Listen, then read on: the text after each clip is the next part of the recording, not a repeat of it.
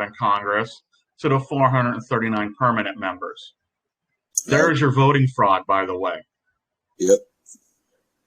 That's where all voting has been fraudulent since that point, because they limited the amount of representations, thus denied and deprived everybody of a Republican form of government. We should have like what, 11,000 something? Should be 11,300 and something like that. It's a number that's so high it makes it look like the Star Wars scene where Palpatine was talking and all those little dudes in the pods. But Yeah, now they I've can come do across it. that as well. Now they can do it because you have the technology to be able to have everybody where they're supposed to be and just have virtual meetings. They can do that now. And 30,000, and one for every 30,000 would restore the voice of the people to the nation.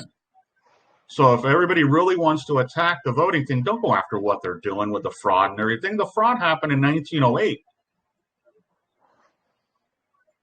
when they, without constitutional convention, decided they were going to limit the amount of congressmen to the current level of 430, whatever the hell the number is, 435, 439, whatever it is, when it should be over 11,000. All voting has been fraudulent since that point. They did because voting is a franchise. So the Voting Act, current voting system, is the result of the Reconstruction Acts, where everybody had to be a franchise to vote. So everybody's a franchise. They vote. Then they altered the terms of the franchise without giving everybody notice of the alteration or the chance to voice their concerns. That's why they had constitutional conventions. Therefore, they disenfranchised everybody at that point in time, and that's when the true takeover occurred.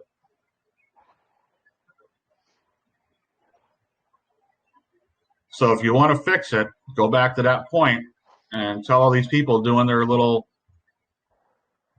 suits in the courts, they shouldn't be doing that. They should go attack the constitutional viality of only 439 people that you're voting for, because that disfranchises you from the promise of one of every 10,000, one of every 30,000, which would bring the voice back to the people and make it impossible for them to corrupt the Congress. Because right now, look how hard it is for them to keep 400 people or whatever all in their power. What happens when they have 11,000 that they have to do that with? That becomes an impossibility on their end. The amount of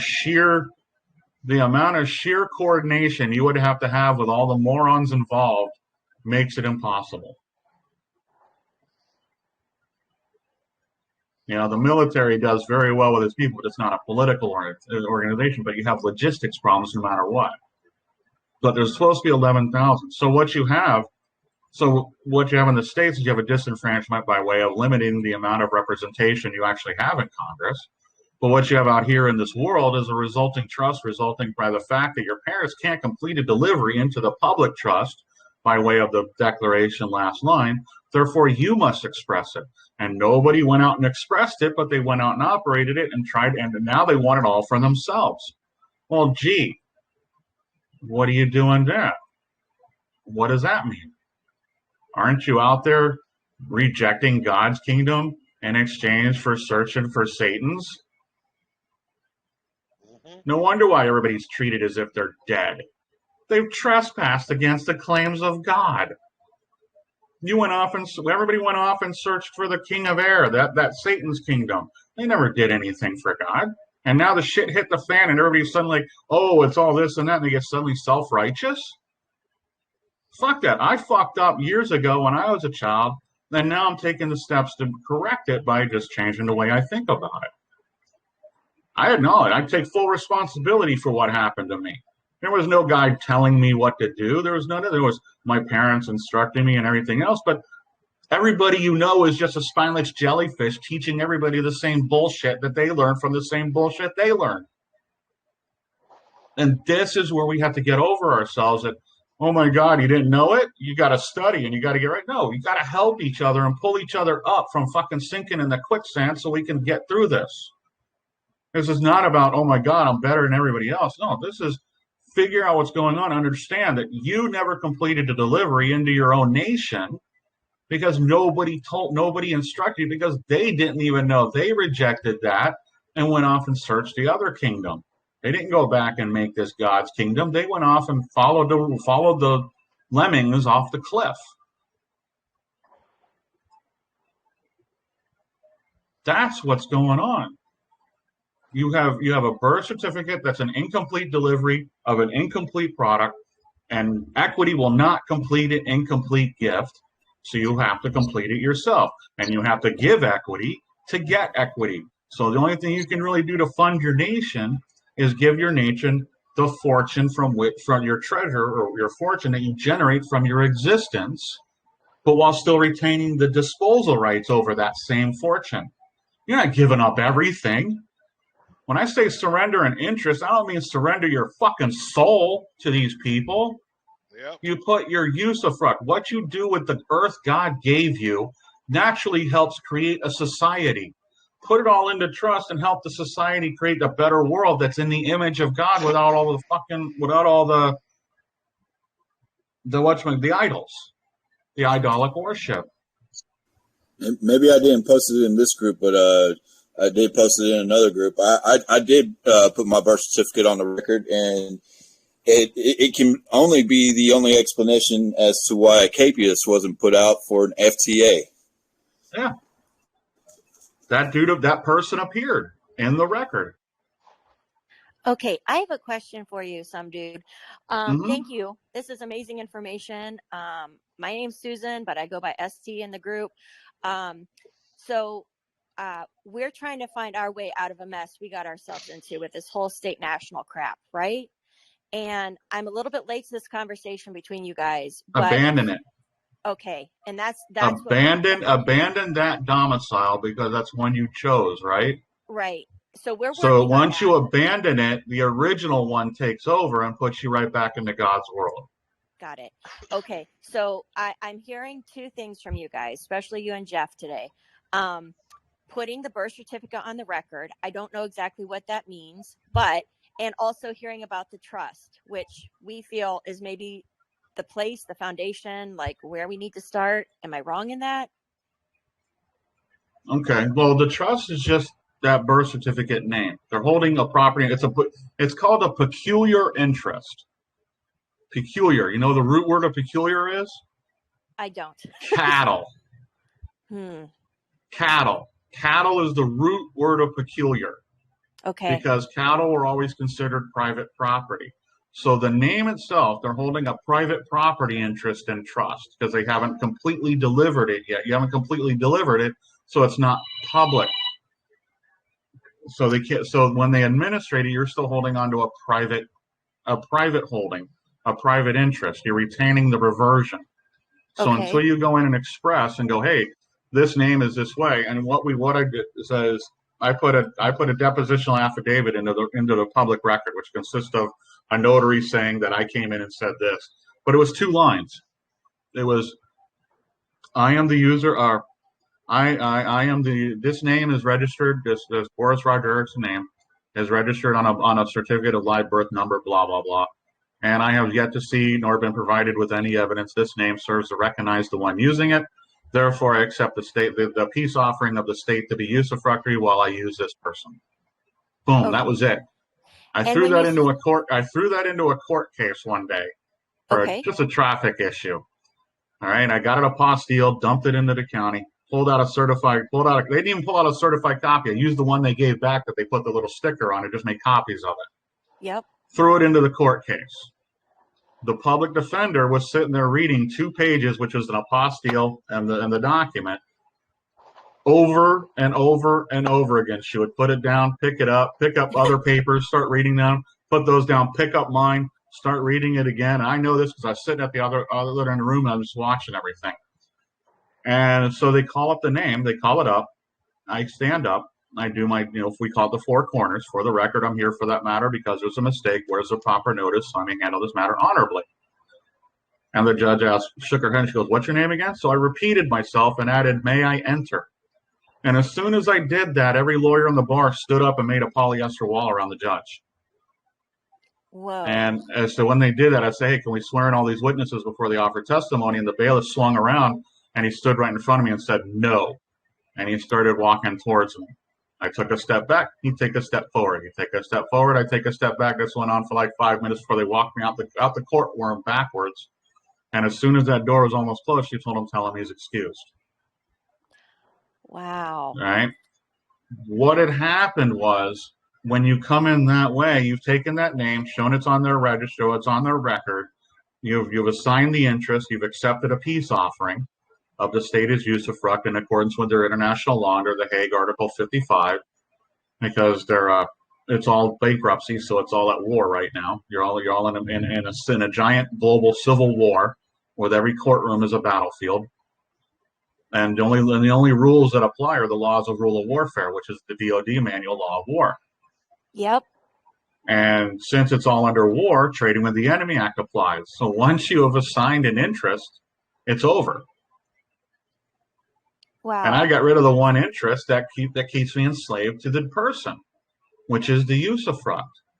Okay. So imagine I'm a 2-year-old with a 2-year-old brain, and I am trying to absorb this. And like, is there anything you can put in you're the holding chat? a ball. You're holding a ball, and someone comes and takes it from you but they don't want to play with it. They just want to take it from you. Is that right? Yep. No, it's not right. Is that right? No. Right? That's wrong. So they did it with force, right? Yes. Wrong and force. Well, that's an enemy of peace, which means they just breached the peace, right? Because they caused the child to cry. Yeah. Which means that person is now Antichrist. Yeah. So what I'm asking then is just for those of us who are like trying to wrap our minds around all of this, it makes total sense to me what you're saying. And so what I'm just asking or requesting, I know you put a lot of really helpful information in the chat. Is there a way for you to give us some guidance and steps out? Like exactly like what you said, how you handled the court case, like just 1, 2, 3. Hey folks, here's a 1, 2, 3. Here's some things that might be helpful for you to pursue, or check this link and go here. Yeah, I have it all on lawofboris.com. Okay. Perfect. You got the link to the territorial jurisdiction documents. I mean, the territorial jurisdiction pages, which is what we just started. And then, I don't have the private stash up there. Then I got a private stash where we talk about all the usufruct stuff we did for a few months.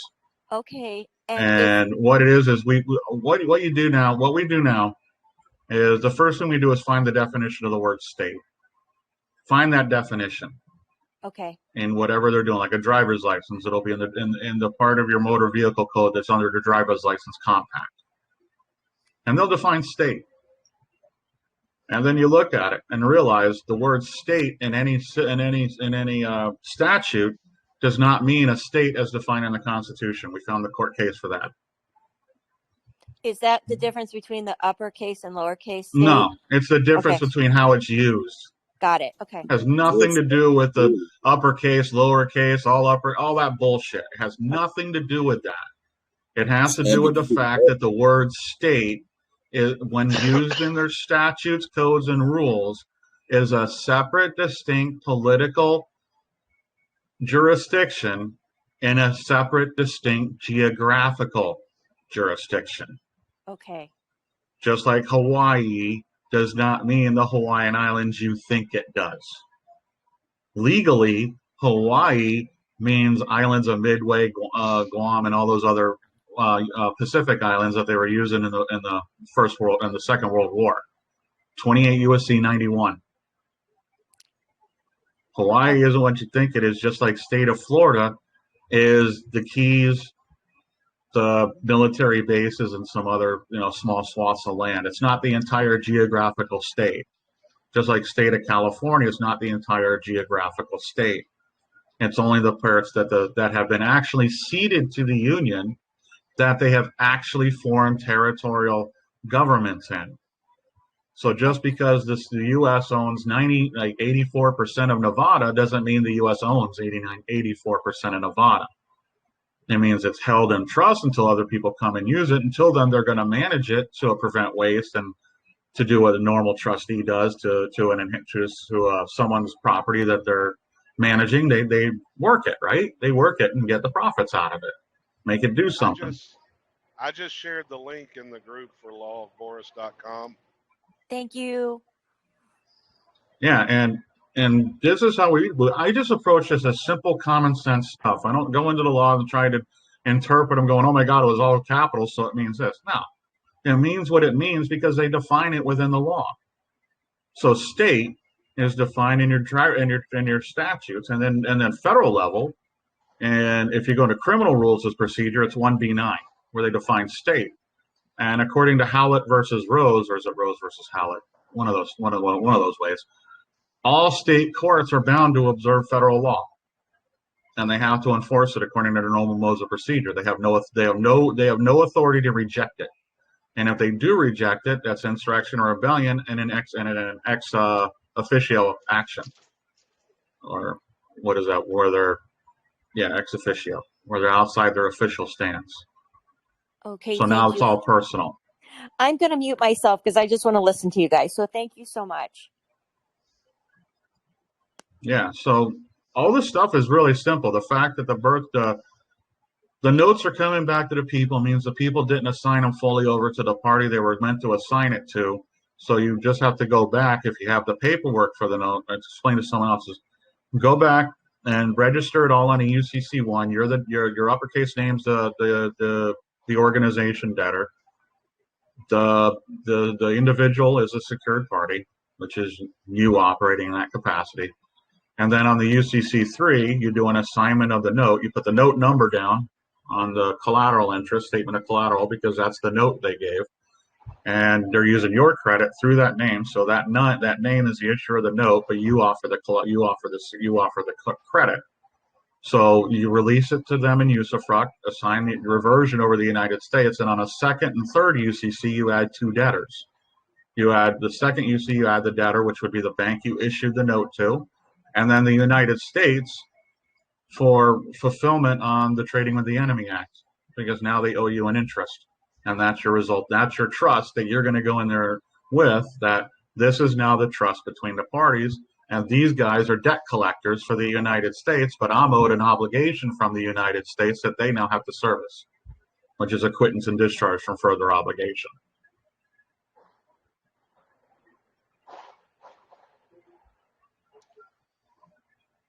And that's the easiest way to deal with a mortgage. Otherwise, you can go through refinancing, sign all the documents, all offers are accepted for honor, pursuant with 40 Stat 411 or 40 Stat 1, 7E, Trading with the Enemy Act, without recourse, and then turn the note over and sign it over to the bank in usufruct with the reversion to the United States.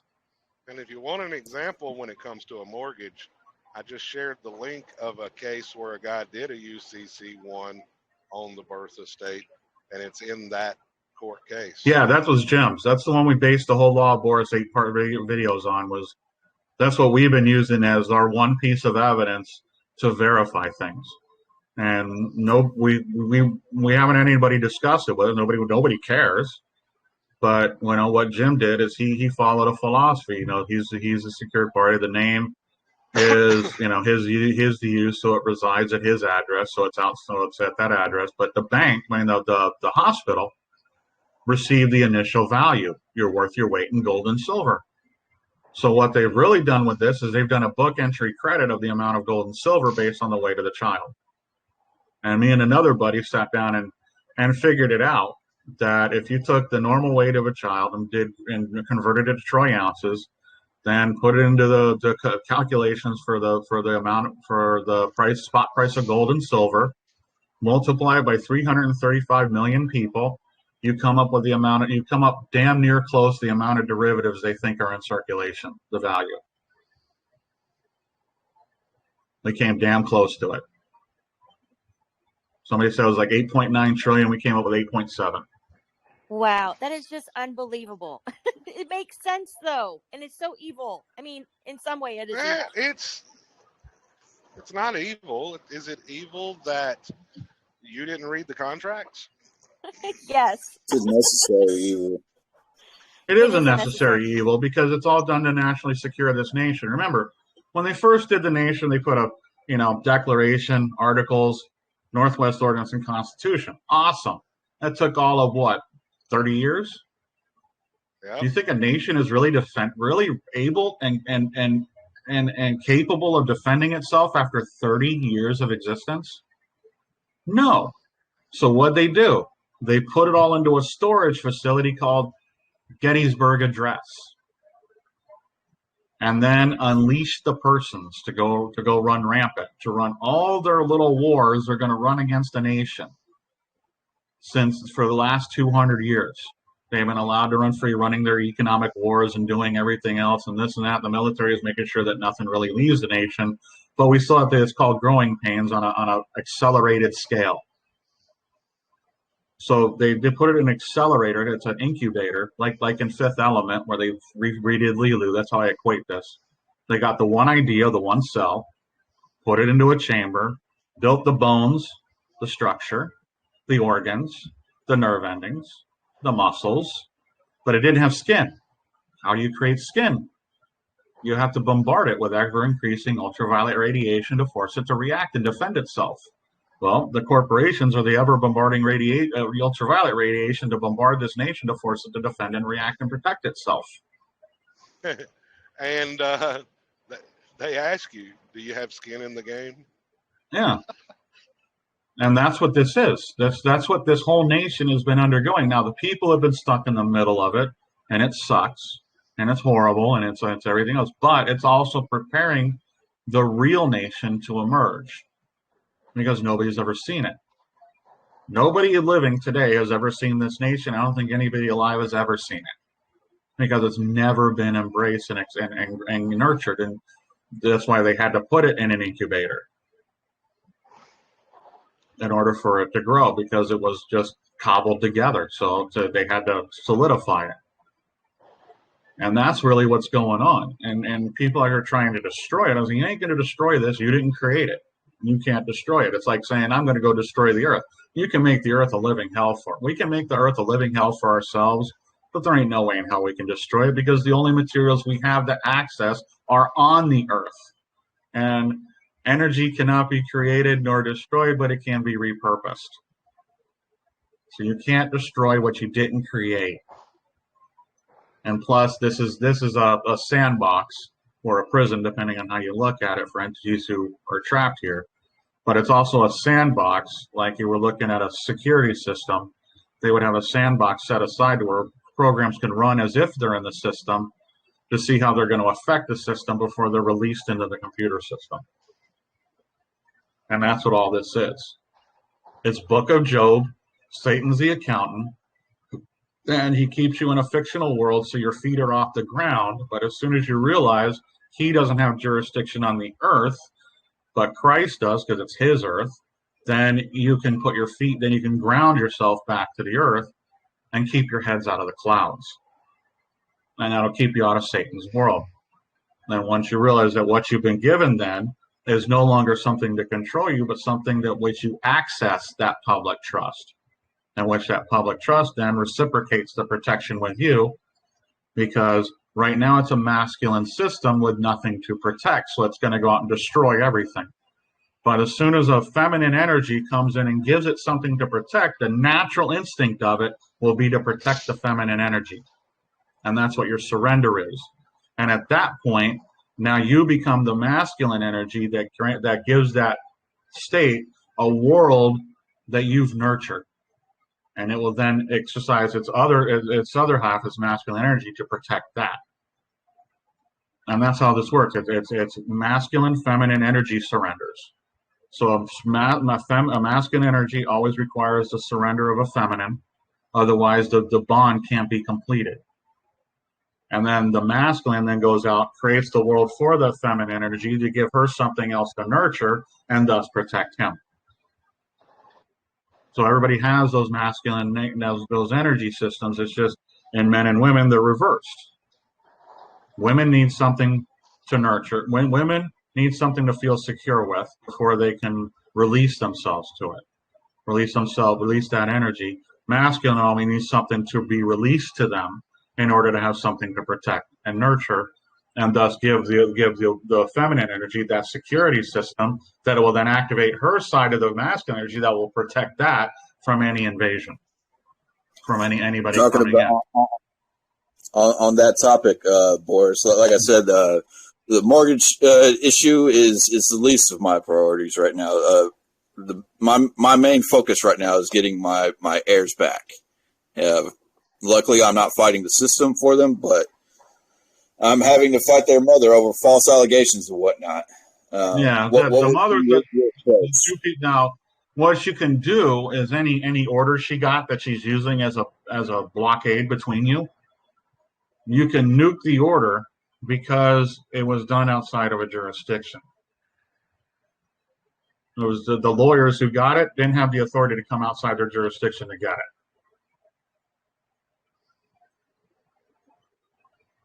That's how it works. And we got a woman who did a credit card case in this manner.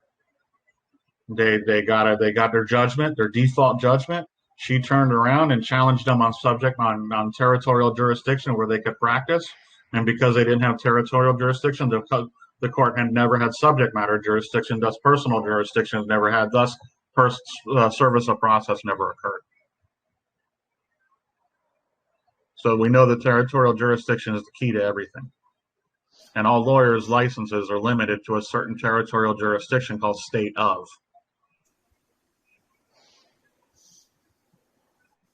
And that's it. So if the child, your property, the boy or the daughter, was never the property that was surrendered over to the United States. And to say so is to say that the United States engages in human and child trafficking and slavery and all that other stuff, which is actually an attack upon the glory of the nation. What you can do is say, these people are using the machinery of the state to do all that by going outside their territorial jurisdictions and threatening me to come into this one with the taking of my property.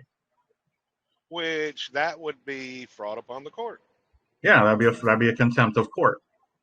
I've given proof of trafficking. Even the audacity that they label those things as here in Texas, child-specific contract for child placing agencies. I understand that, but all those contracts occurred in where? Yeah, the jurisdiction outside of theirs. So you have to challenge the territorial jurisdiction of where the contract applies. You can't address the merits of the case while you're doing a territorial jurisdiction challenge. It destroys it.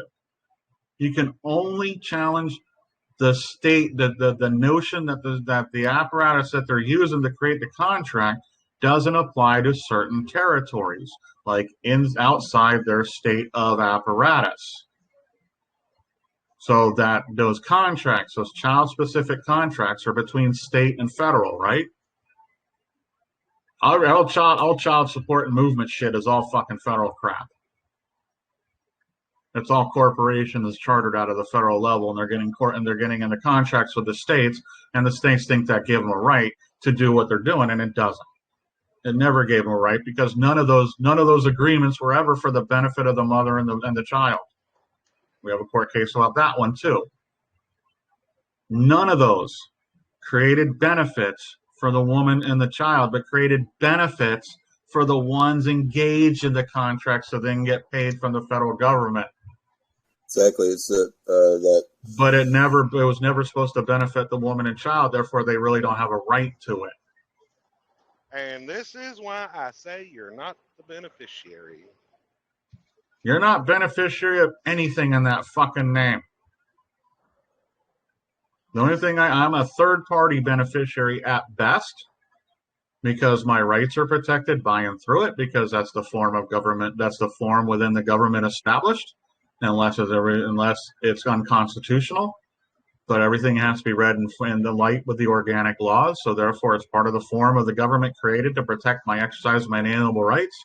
So that's the only, quote, benefit I get, because as long as I'm not franchised, then the only thing I get from the government is what? Protection of rights and property, which is what it was chartered for. It wasn't chartered for all that other crap.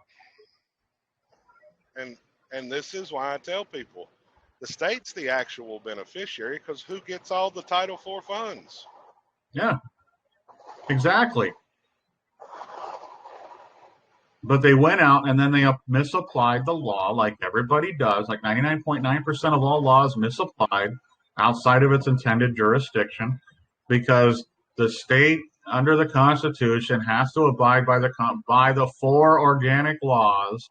The first one being the Declaration, the reason why governments are created. The second one is the United States of America Charter, which never gave that government the right to administrate the affairs of the peoples and the states. Never. The United States of America Charter, what is that? What's that? The Articles of Confederation. Wanted to make sure, because that's what I thought you was talking about. Yeah, that's the United States of America. That's the charter created by the people. And then the United States, the Northwest Ordinance, created what everybody calls the United States, the lowercase the United States, which is the United States of America, which is the holding property, which is just under a United States, which is just the trust asset service provider, which has a constitution created for it. But that constitution only extends to United States of America property, not to within the states. Now, the fourth document you said was 1787 or 1789 Constitution, or 87, or I'd like to make a comment about this. Yeah, go ahead. Because the real proof is in Article 6, where they adopt the older language and the Articles of Confederation and the treaties, the prior debt engagements, et cetera, et cetera. So it's really important to add in there that Article 6 ensures this. To do. That's what they're supposed to do, right? But that means they would have to sign off on the contract, because that's not an oral oath. They have to subscribe to it. So they have to put their name onto this Constitution, saying that they're one of the people of the perpetual union that's going to voluntarily serve in the more perfect union to protect the rights of the people in the perpetual union while they're administrating the commercial affairs of the United States. Correct. Well said. Yep, So right now, what you have is you have a bunch of people who all have sworn oaths where they swear up and down on the Bible, verbally, to the legislative oath. Therefore, all your courts, all your executive officers, and everybody else are nothing but legislative officers. You have no judiciary, and you have no executive branch. The executive branch is actually within the trust of the military right now, because the Articles of Confederation already provided that if the states came under attack or invasion, that Congress assembled could declare an emergency, and only United States and Congress assembled could end that emergency. And right now, you don't have a United States and Congress assembled. Right now, and that's why everything's in trust, because of the emergency. That's why everything's in trust right now. Yep, absolutely. When you come at this, and they're using those trust assets to come after you, you're a protected person. Once you do your surrenders and do all that other stuff into that, acknowledging the birth certificate as a receipt of indemnification for the taking by way of military necessity of a private property called your quote pledge, which was done via 134 of the Lieber Code. So they took your quote pledge, because the aliens, both martial law extends to both aliens and members of the government alike. So everybody's pledged to it, but that pledge is not an allegiance. A pledge is different than an allegiance. Well said. Can't force you to be an allegiant to the United States. And that's what they're doing in all their court cases. They're forcing you to be a U.S. citizen, thus declare your allegiance to the United States, which makes you a militia, which means they're going to govern you as if you're militia in those martial law courts, because now you're being punished and disciplined. Well, you're actually declaring your status if you say that word. Well, if they're assuming it, then they're trying, and they won't listen to you. Then they're forcing you into an allegiance. Yes. Well and said. if they're going to force me into an allegiance, that's called war crime. Because now, when they don't prove their jurisdiction and territorial, they've actually exceeded their jurisdiction, went out into a foreign jurisdiction to kidnap and impress the inhabitants of that foreign land back into servitude as a child and a human under the disabilities of infancy, and then conscript them into a war as militia against the host nation, and then come back with bounty claims and other their bounty and pension contracts to put down the insurrection rebellion they just created. I learned a lot. Flag operation. I learned a lot from your videos, Boris, and that's why you haven't mentioned the Article 2 peace treaty. We can draft our own. Right, and that's what, you know, basically when you do your if you look at 50 USC 4305, which is 48 Stat 1. If you look at that Part 2, E2 or 2B, something like that, it's a contract resulting in a trust that has an insurance policy. That's a treaty of peace, all wrapped up into one statute. It's the secular version of the offer Christ made on the cross to the thieves. You said 4035? 4035. Is it 4035 or 4305? One of the two. Yeah, that's the code I used whenever I surrendered the birth certificate in one of my cases. Yeah. And they didn't issue a capias. Yep. Another thing I wanted to share with you guys is Leviticus 27, I believe. Mm-hmm. Pastor, you might want to pull that up. That's been really, really helpful in the last couple of days for me, putting thoughts together of value from the old time. I yield. What is it? Leviticus? I think it's Leviticus 7, I believe. I think it's the last book in Leviticus. Oh, okay. Because there's been some debate on whether or not to pay a $30 silver fee for the slave. But what's so interesting when we start talking about paying for silver for a slave, like they paid Judas for Christ, the reality is there were different fixed numbers set to different age groups of men for value in the days of old. And it's described in Leviticus really well. Yeah, that's why you just give up the usufruct. Don't worry about the amount. Like exactly. The little old lady, little old lady with Solomon, she wasn't worried about she only had 2 bits. She gave up all her profits, her rights to the profit, which is what she gave in. The businessman retained his rights to the profit. Therefore, he was stuck in what? He was stuck with the usufruct. He was stuck with the burdens and the taxes and stuff. The little old lady was seen as complete.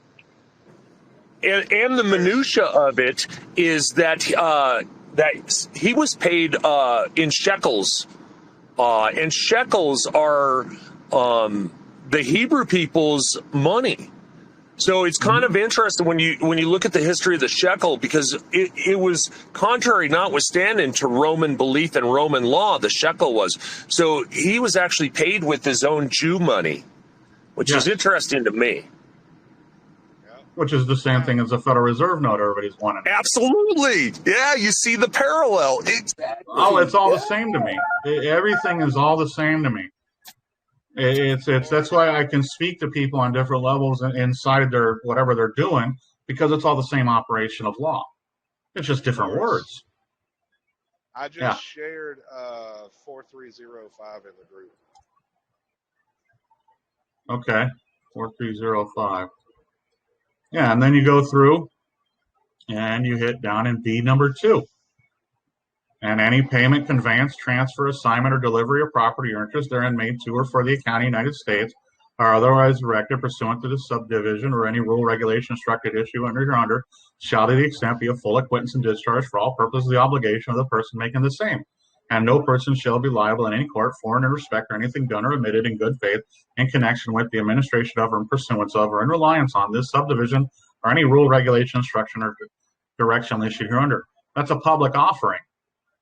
So that's a public offering by the state, wherein any payments, conveyance, or transfer is a contract offer. So you contract into this by making the assignment or the surrender of the assignment of the reversion after you surrender the usufruct to the one coming in with the claim, and you make it to the United States of America to and for the account of the United States. That effectuates the provision underneath there to a full acquittance and discharge for all purposes of the obligation of the person. So that means that person now is entitled to receive full acquittance and discharge for all purposes of the obligation, making them the entitlement holder of the instrument now. Hey, Boris, Now, I'd like to add yeah. something to that. Go ahead. Go ahead. It's really important, and I'm traveling right now. I've got supportive instrumentation, some citation of authority, but it is also to be jointly made to the court if the court is involved. Yes, you can do it to the court. And yeah, actually, so it's if it's already it's in to court, both of them. right? It's to So both of them. if it's in court, you know, you can do pay to the order of the court and use the fruct for release to the plaintiff with any interest in reversion to the United States. So, Brian, why don't you pick up that instrument that I sent you for your eyes only, and just copy the endorsement out of it. And interesting enough, guys, FYI, Boris, this citation of authority has the word endorsement with an E. Okay. Just to let you know, because there are two endorsements, I and E, and I haven't figured them out exactly, but I'm letting you know the citation of authority that I'm using is with an E endorsement. Okay. In this, and I'll get you that information, Boris. You guys are doing great, by the way. Kudos. Good work. So now, after you're done with your contract and you have the trust established, that would be to receive the acquittance and discharge. That makes you the beneficiary of this trust you're now doing, because the reality is the court case is a trust that they're creating, an express trust to distribute interest and everything else. So you come in as the living administrator and going, here's the will of the decedent. The trust is done. It's already expressed. So now, talking about that last paragraph. and no person shall be held liable in court is the indemnification clause. That's where everybody's indemnified from any claim in any courtroom. So they're indemnified from war. Now you've got a treaty of peace. And the only way this gets violated is if the other party decides to say, U.S. law is bullshit, and I'm not going to respect that. And that dude is a lawyer. He's screwed because he has an oath to the United States Constitution by virtue of holding a bar card and acting underneath it and getting his payments from it. So he has a duty to observe this law of the United States, done in pursuant with the Constitution, to restore public order and safety and put peace back into the world, because all war is designed to go to peace. And this is also operation of what we found through a military manual, because we started going through the military manuals and putting the word peace in it. War is peace, peace is war. Y'all heard that one? Well, I went one day and said, what happens if I put peace into a military manual? And I found Nation Building 101. And Nation Building 101 is the first thing that the U.S. does when it comes into an area, into a nation, is it makes sure the inhabitants can live their lives day to day, but then it comes to an agreement between the inhabitants and the occupier, where the occupier remains the same. And that's where I deduce the birth certificate and the social security count is that agreement. The birth certificate is the pledge, the evidence of it. The social security counts to account for that pledge. But if you don't enter it into yourself, you're holding the reversionary interest. Thus, any claim that comes through that reverts back to you because you didn't accept the treaty of peace. Therefore, you're still at war. And this is how it's all working. And I'm not saying it's right. I'm just saying it's what is. I'm not trying. That's all we found this whole time is every time we approach it in these manners, things happen. Weird things happen. You know, Buddy did his mortgage. It disappeared. We've done this in another case in Tampa, but it was jurisdiction because he got the ticket at the airport, but they tried to do it in state court, which is outside their jurisdiction. Now, by the way, I'm going to drop the documents in the group. The definition for endorsement with an E. Mm-hmm. The first definition for endorsement with an E is the word endorsement with an I. But the second definition is an amendment to an insurance policy, a rider. Yep. Bingo. Yep. So your birth certificate is actually an indemnification receipt, which is an insurance policy. So you put a rider onto it, and now you complete the delivery of the interest. Now that instrument can take effect according to its purport and tenor. And that's how you perfect it. The perfection of it. That's how you do it. Yeah, perfection, delivery, and surrender. Yep, acceptance. Yeah, acceptance, delivery, surrender. Acceptance plus surrender equals delivery. All that together equals perfection. Yep. So Awesome. once you've done that, and now you just stand on your rock, because that's what you've developed. I don't care if it's a pebble. I do not care how small the rock is. It's still a rock. And ask any military man how hard it is to march with a rock in his shoe, even a small pebble. So it doesn't work. So that means you basically put a halt to their military march. they should have dismissed my case then for what I did, but they didn't.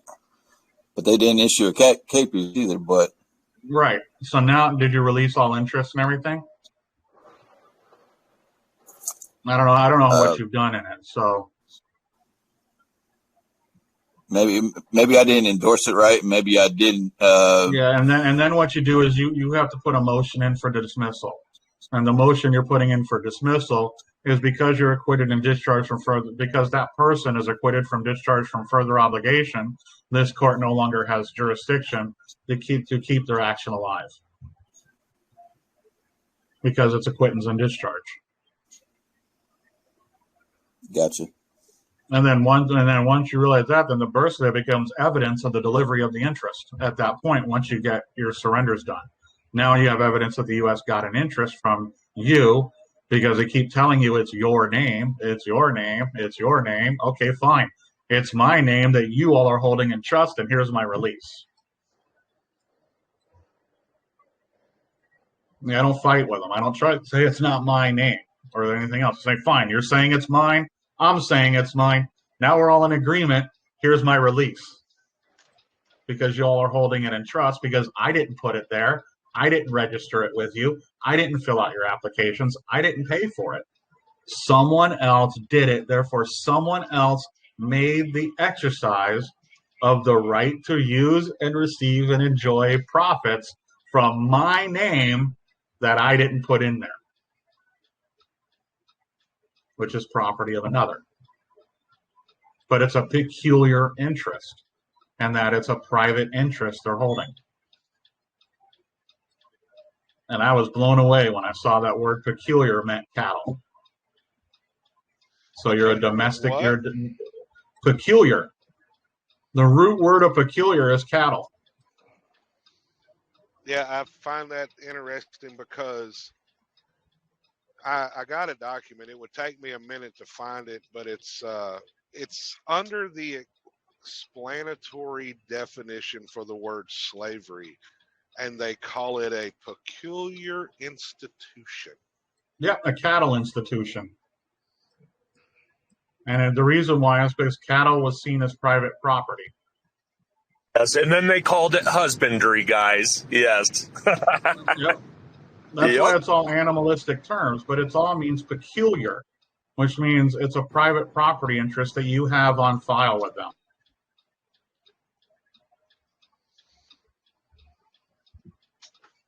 And all it is a purchase. They bought an interest in the people because the people weren't doing a voluntary surrender. So they bought the interest, and it's just a usufruct. It's not the slavery. It's the one that enslaves you. Actually, they actually bought you out of the Roman commercial system when they did this. Ye have been bought for a price, right? The name is Christ, man. The name acts just like Christ does in the Bible, and that ye were bought for a price. But we keep going back to the one we were purchased from.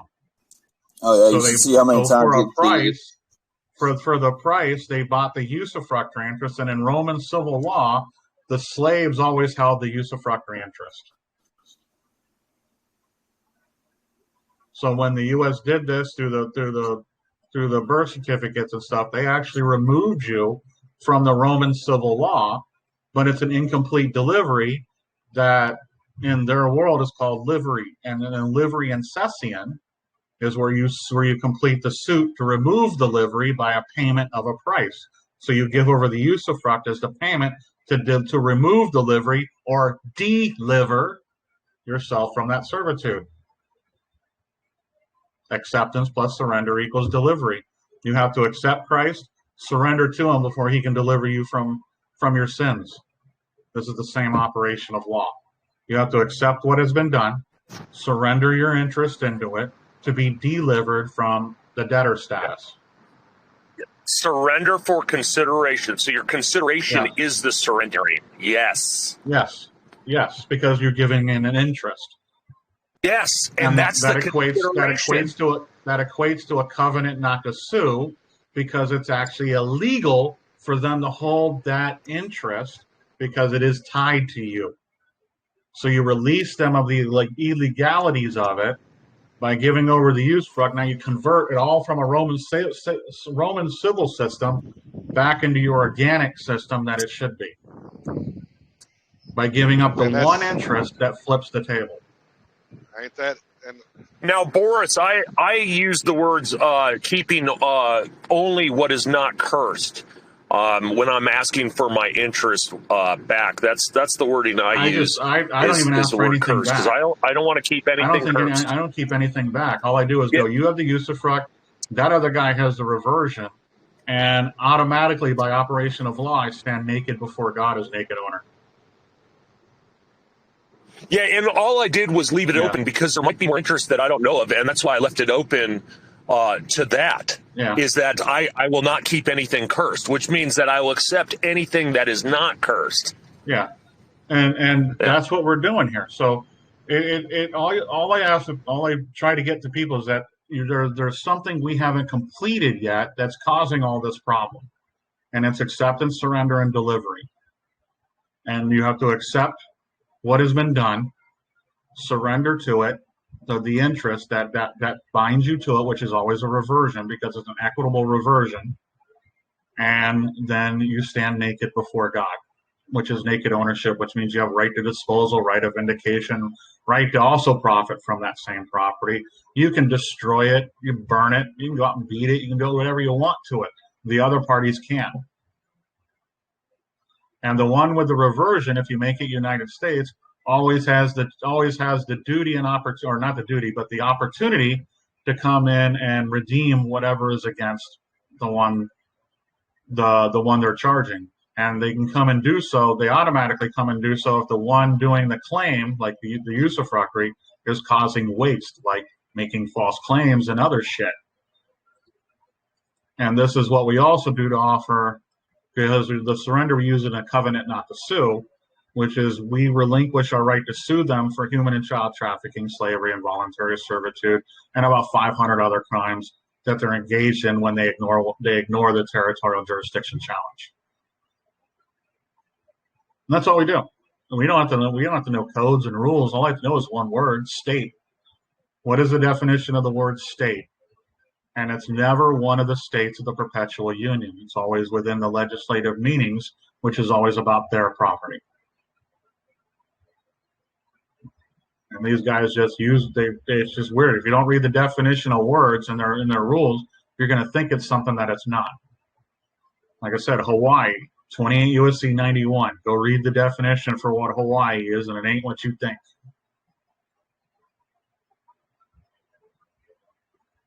Court may be held in Honolulu, but nothing else is. May I just state one comment? Uh-huh. As a mother, as a mom, uh-huh, I feel like everything I've heard you guys talk about today, that this is what the education of our children needs to be about.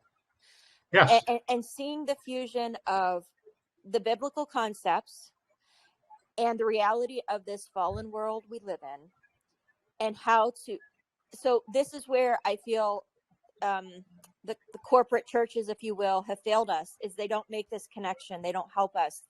And maybe that's by design. Maybe it's by ignorance. I don't know. But as a person of faith, like now I'm sitting here today saying, this is the most important thing we need to teach our children. And we need to learn it so we can teach our children. And I will yield. Yeah, and that's why the Law of Boris thing has all the videos there, but then I also have to link up the private stats videos. where we go over the usufruct stuff in more details over and over and over. And then the territorial jurisdictions just started, and now we're starting to put it all together. So we got to the base down to the land, and from that land we can now go up. Now we can push off. So all the vortex of information, I've been walking, it's like I've been walking backwards through the darkness, moving my hands around the back so I can disrupt what I'm seeing behind me. And then we finally get to the point of the land. Now the vortex can shoot up and create the new world in between. Because what happens in a vortex energy system, like the mantis shrimp. Have you ever seen a mantis shrimp? Slow motion, do his claws. A mantis shrimp's claws are so powerful that under the water, it actually shoots water out of its claws, and it collapses on itself, and it creates it's called a light. Cavitation, Boris. Yeah, it's but in the middle of it, is emitted. Yes, and it's in light and sound is emitted. Right, yep. And they have an experiment called sonoluminescence. It's on YouTube, where they shoot. They have a liquid medium. They shoot sound through it. It comes back in the middle of it. You see a bubble form and a light in the middle. And I go, that's the earth. That's the earth. God spoke, separated the firmament from above from the firmament below, and said, let there be light. So you're on a plane of light. That's called the earth, which is why it always appears flat, because you can't see around the corner of light. So it'll always be flat no matter where your viewpoint is, because you're always on a plane of light. The coast within a bubble that was created because God spoke. And it's called sonoluminescence. And it's replicated here on Earth by the mantis shrimp, and there's another one who does it too. There's another animal that does it. I forget which other one does it. And they can replicate in the lab, but in the lab it only lasts a couple, like milliseconds. But they've got it on YouTube if you type in sonoluminescence, star in a jar. That's what they call it. So this ties in with water memory, because water does have memory from the collapse of light when it decayed into matter. And so what happens is God balanced the system where water's the only thing that expands when it cools, but it also is the only thing that gives off light when it breaks apart. So water breaks apart, gives off light, and the message that the water had on it transfers now to the light, and you can receive all the data that the water came in contact with by comprehending the light that it gave off. I actually created a laser listener in the 1980s. A what? And I was working on projects. A laser listener? You say laser listener? What I was doing is I was harvesting voices and conversations off of light array photon arrays. And so I would capture a photon array, and then I would use my circuitry to cancel out the light and only enhance the sound in the human spectrum. Yeah, and so it led to the technology of actually getting conversations from foam in the seats of cushions in automobiles and houses the entire lifetime of the couch. That technology leads me to believe that's why lead-based paints and lead-based windows were eliminated. Absolutely, brother. Yes. So, yes, absolutely. Yep. And so this technology I worked on, it's very sophisticated. And it's been in DARPA since I was working on it. And there's some young kids that are claiming some new stuff on it, but all that new stuff is just a ploy. It's just a cover up for the DARPA program. Because I built my own probe and my own listener with my own money in 1985. So you can imagine how many years later that technology has really blossomed. Yeah. So I didn't invent it; I just perfected it. Yeah. So, but I've long suspected that that's why they got rid of all the lead-based stuff. Sure. Yep. Because if you don't get rid of the lead-based stuff, that technology is useless. Yes. Absolutely. Yeah. Our degradation from lead is. Look at our children. I mean, my gosh. You know, stop drinking your damn urine. Go to a well. You know, and the reason why is because no matter what they do to this water, it still has disease markers. And disease markers are little pieces of DNA. They're not full strand messages, but they're markers which can possibly force another protein to be made, or protein process to be made or synthesized, a peptide, which was not necessarily meant to happen.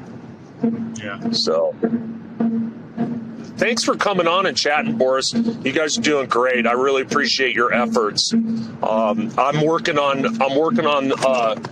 putting all together my jurisdiction package with all my evidences, and I'll be getting that to you soon.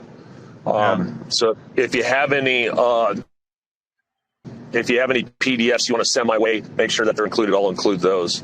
But yeah, I spent some really grand time in jurisdiction. Yeah, we've already gotten some documents now. We've been updating them now to include that if they don't answer this, and I mean, if they don't answer the territorial jurisdiction, they admit they don't have it, but B, they admit they went out into the public in their private personal full liability capacity to kidnap people, to bring them over. And I mean, dude, it's just going to be like my whistleblower that I had an IRS issue. Was about 10 years ago that I screwed up, but in one of the hearings, I had put in a whistleblower complaint. It was about 12 pages long, but had like 50 different statutes they were violating because they didn't listen. They didn't answer. So I threw that into a case, and I get in there, and the whole courtroom was populated by U.S. Marshals, like 20 of them. Whoa. And they ended up. I've been there before. Yeah, I know what that is. They ended up getting rid of the case. They ended up putting it off for 6 months, the case. And that's when I found out if they do that, 180 days is reset of the whole case, by the way. They put it off for 6 months. It means you got to redo all your administrative process to account for the new date. It doesn't carry over. So 180 days is all reset. But that's also when they went in and got rid of the incompetency down here at the local level that they put on me in another court case where I learned all this shit. And then got rid of that, which opens up the door so I could do the Minnesota Rule 220 filings and everything else, because now they declared me incompetent. And I said, all right, where's my securities, baby? They didn't like that at all. But, you know. You went and declared me competent, which means now I can get my securities. Give them over. So do you have a well-written surrender document? Depending on what you want. Well, you've got many. I've got many that I've drafted up. I got the one I've actually put into the county is just a 2-pager. It's just but it doesn't complete all the reversions and everything else. So that one you'd have to add on a little bit too. Yeah. But I've got them all over the computer. I'll put a couple examples into the chat. I just have to go hunt them down because I'm not that organized with my files. I tend to forget where I put stuff. Oh, I can understand. You know, you get on and you start writing shit, and it just kind of, all flows into the next thing. So, like I said, I probably got about 30 articles outside of the the I Am Some Dude archives that have never been posted either. So, I just get an idea, I start writing, and all of a sudden, I'm done with a paper. It's like that star diagram. I don't know if anybody's ever seen the star diagram I did, which really outlines all this. So it's one of the first documents I did. I sat down on my computer one morning, and an hour and a half later, the star came up with all the international laws I needed around it, all in perfect locations. The scriptures were perfect. The way the stars, the way it all flows out, because in a star you have the circle and the star, right? Yeah. So you have the star itself is you go from spirit to fire. So you put your spirit through the fire, bring it out into the air to form the instrument, put it into the water to anneal it or harden it, bring it down to earth, the ground, to grind it, to sharpen it, to make it into a weapon for the spirit. Well, now that spirit has to walk through the path to get baptized through the water, come out and purify itself again to remove any further impurities, go walk on the earth, ascend up above it, and then get to the spirit again. And if you look at it through all the international laws and everything I was using at the time, it all perfectly fits in with Liber Code and Trading with the Enemy and all the military manuals we were finding at the time to show that you come in with your intent. The spirit of your instrument is the intent. Your intent is to offer, safe haven to people, public order and safety, offer, care for the injured under the Hague Conventions, which automatically renders you immune from the billeting of the wars. And I'll pull it up, and I don't know if I can't show it on these chats, can I? I'll put it in the chat. But it's like one of those diagrams, and I use to just go, hey, this is the blueprint for everything, and it's still the blueprint today. And I'm just amazed at how it all stuck together. And I'm like, holy shit, guys! And the funniest thing is, I tell people is like, dude, I started from. What was it? I started from one word and a prophecy from a movie. I started with Yusufruck and the prophecy from the movie Dark Crystal, which is when single shines the triple sun, what was sundered and undone shall be whole, the two made one, by Gelfling hand or else by none.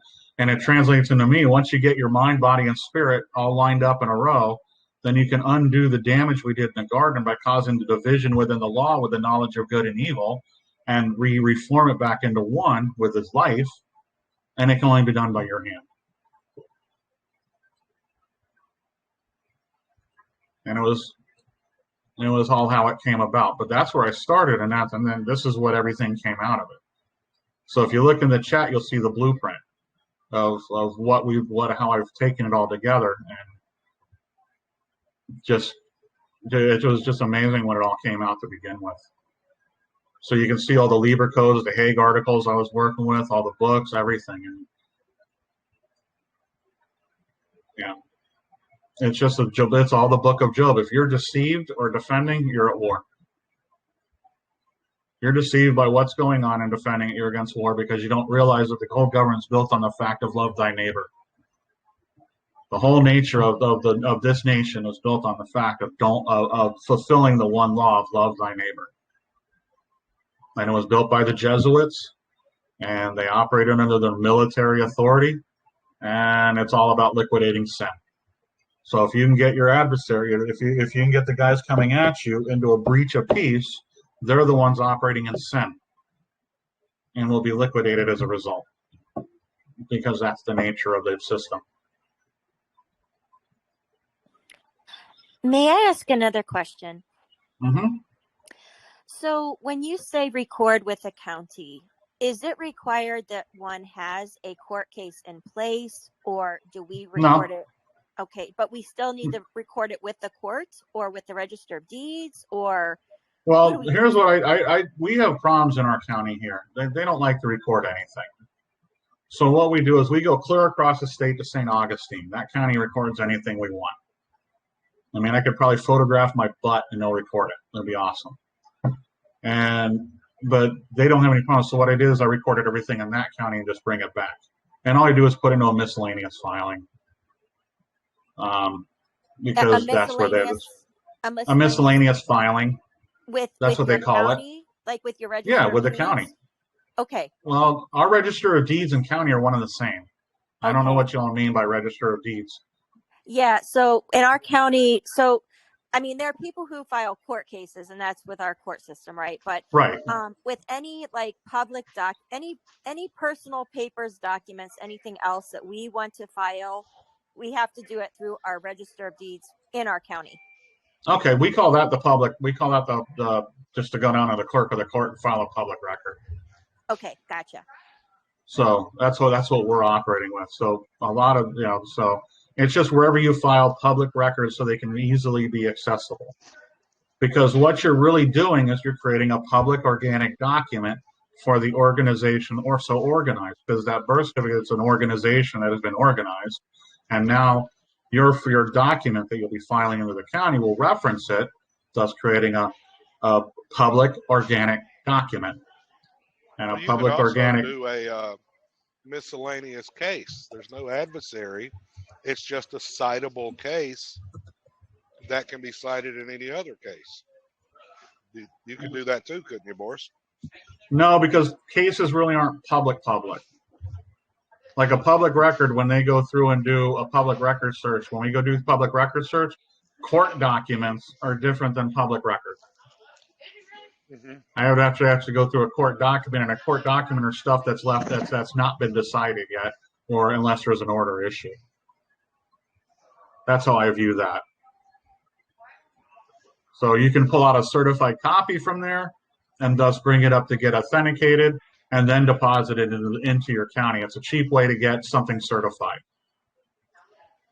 That's what we usually use it for. But most of the time they come through and clean out those miscellaneous cases. But a public organic record is a record that is available for public inspection and is a record consisting of the record initially filed with or issued by a state to form or organize an organization, and any record filed with a state which amends or restates the initial record. That's what a public organic record is. So like with the depositional affidavit, I'm going to throw into the chat here as soon as I find it. It's not, but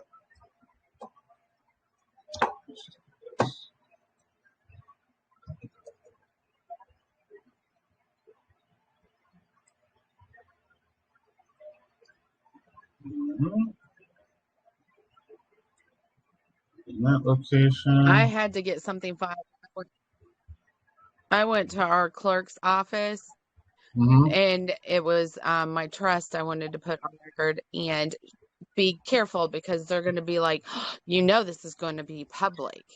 So they make it sound like, ooh, do you really want to do that? You don't want your trust indenture. Well, you don't want your trust indenture to be on the public. So you create an abstract of trust, which is just evidence the trust exists. And that's what you put on the public record. And we do this, and we do this with our trust here, and take the abstract down and record vehicles into our trust that way. And our trusts are domiciled at the post office, so that's on postal property, which takes the vehicle out of their jurisdiction the moment you register it. But yeah, you don't want to put the entire trust onto the public record. You just want to put the abstract. Yeah. And the abstract saying, well, this is going to be public. Of course it is. It's an abstract. It's going to be public all at once. So when you look into the chat there, that depositional affidavit, oh, that's not the right one.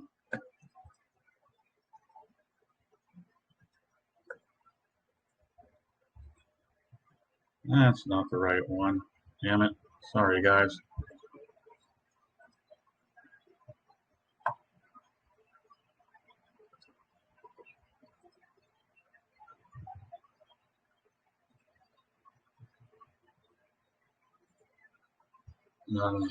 Where you go? I have one that's all marked up. Oh, here we go. It's because I call it a different thing. Yeah, okay. Sorry. It's called accept state as usufruct. That's what I called it. And when you open it up and look at it, what you see is the apostille, but then you come down to the words.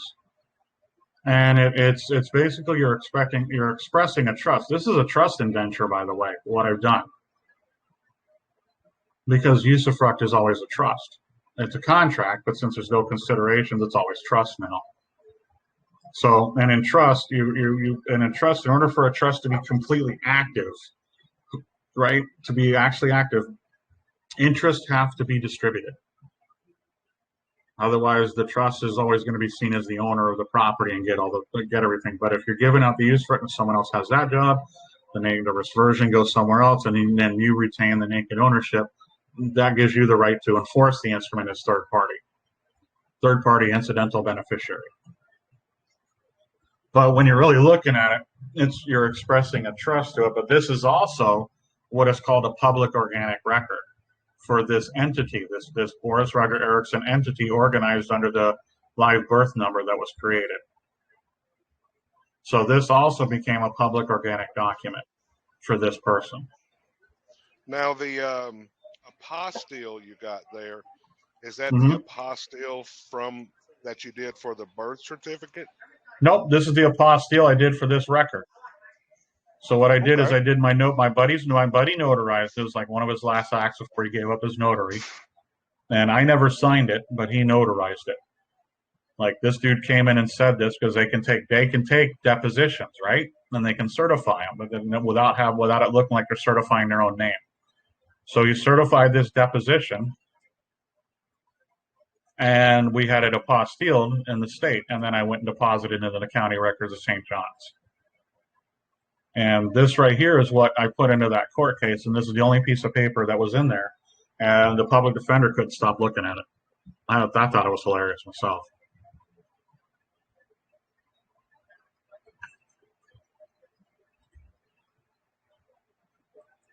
But yeah, so then now we have the territorial jurisdiction, which is even better, because the moment they can't prove territorial jurisdiction, they've exercised the right to the usufruct, and now you give it to them as a matter of their rights.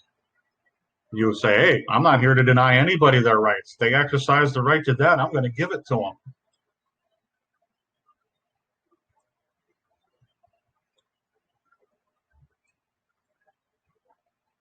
So, yeah, that's where we're at with everything.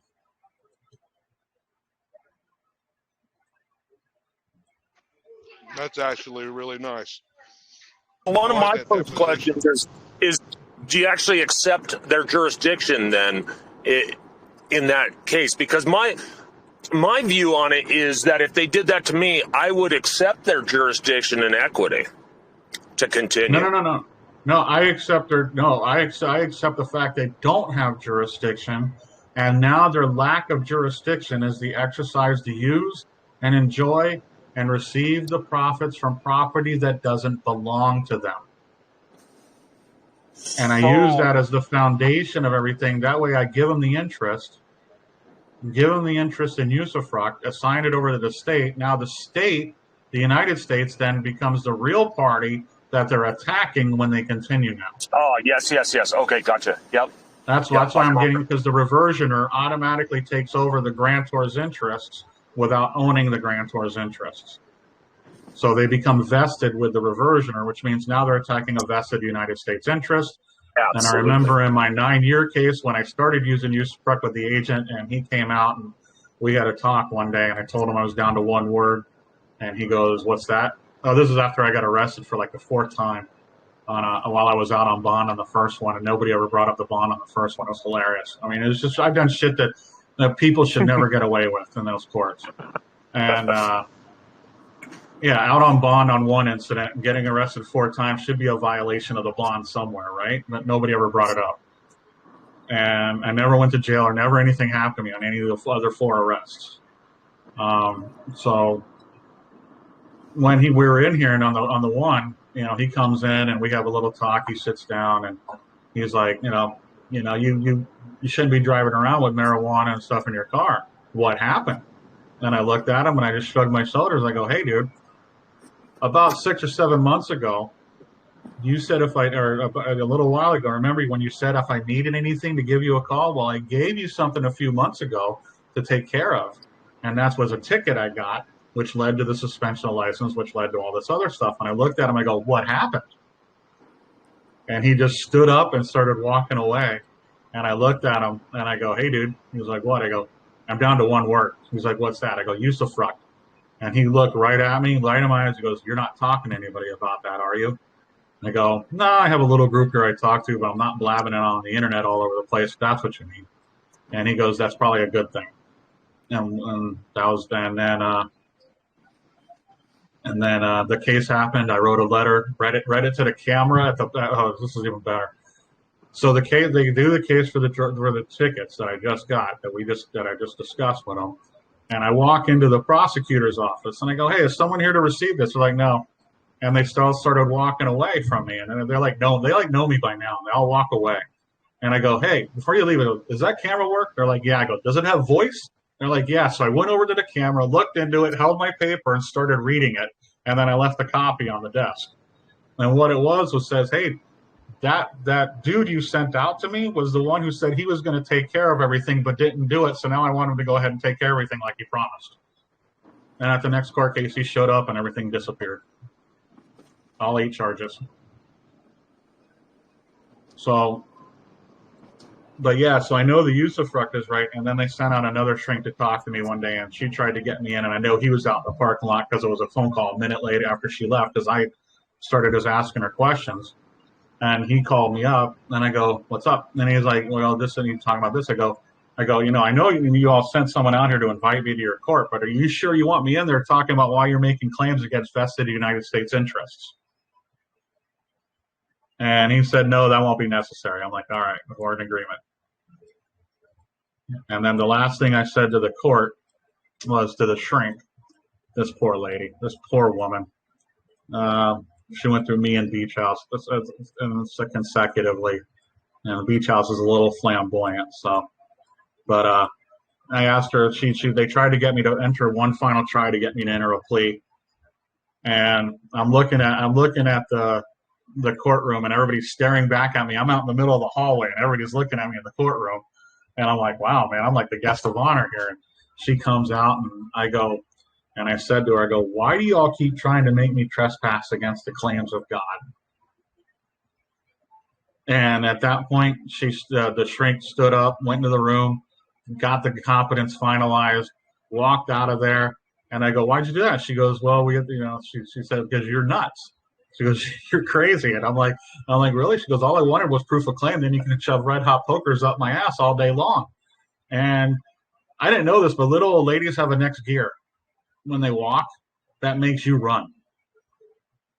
She walked so fast away from me that I was jogging trying to keep up. And I had never seen, I was like, wow, that's a gear I've never seen in someone. Hey, Boris, I don't know if you've ever heard me say, but I've got one question for the court if I'm ever laughed at for depositing a prayer. I just asked the judge to clarify for the court and for myself if it's the court's position that Jesus Christ did or did not die on the cross and was risen and have relieved me of all my sins. That's the only question I have for them. That's it. No, and they can't make that determination.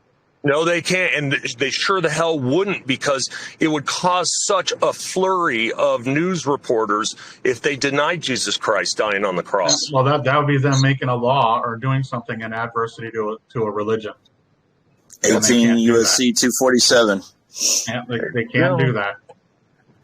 Yep.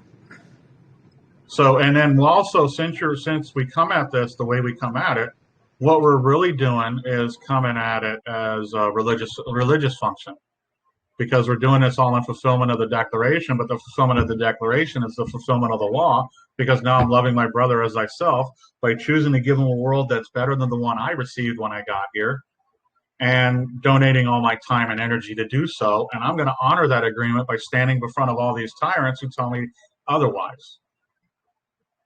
And the agreement is, hey, we've already agreed to this. And this is my surrender to show that I've agreed to it.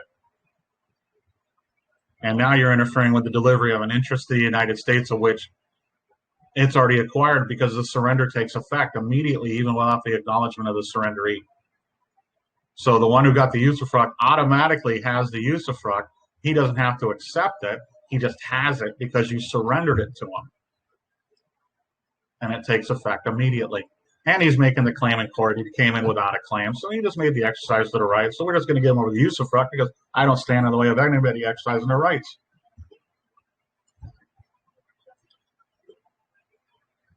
They wrote it, we quote it. That's what Lex is. That's the thing we adopt. They wrote it, we quote it. We just tell them what the law is. We go, this is your law. You took an oath to uphold and defend. So are you going to do it, or are you going to go against it? Which one do you want to do here today? Yeah. So now You fill out your paperwork and you go to surrender it like we've been discussing. You say go to the county and record it. Mhm. I say take it a step further. Notice the principal. Who would be the principal? Would it be the governor of the state? Yes, and that's why we record it first. Yeah, that's well. I know after to give him the public organic document that it's gonna operate under. Because I've sent it up to him. I've sent up the one to the Secretary of State and such, and said, "Hey, now I'm looking for you to classify this under the executive order where Obama. So is it 13426? I think that's what it is. 1E." Yep. Which is where you as a certificate holder came across information that might be of a national security term that you don't know how it qualifies and classifies. So you go up to someone who might have that knowledge. So I sent it up to the Secretary of State and the governor and the AG and all these people, and forgot about it. And all I did was on a Post-it. I put a little simple letter on it and just sent it up. And then all of a sudden, I got a mailing back from the Secretary of State.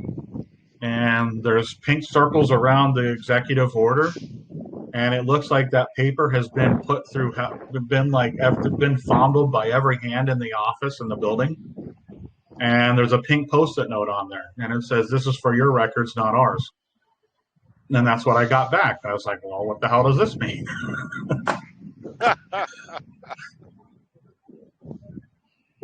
So, yeah, I've done a variety of things, but it was that one guy at the council there at I forget his name now. I didn't write it down.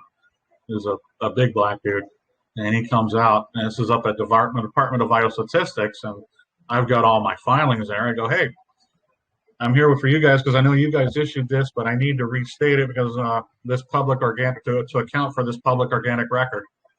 And he flat out told me that it was the property of the state, but they don't do that there. You had to go down to the property appraiser. So I went to Pinellas County property appraiser, and they just treated me like I was like I was a moron.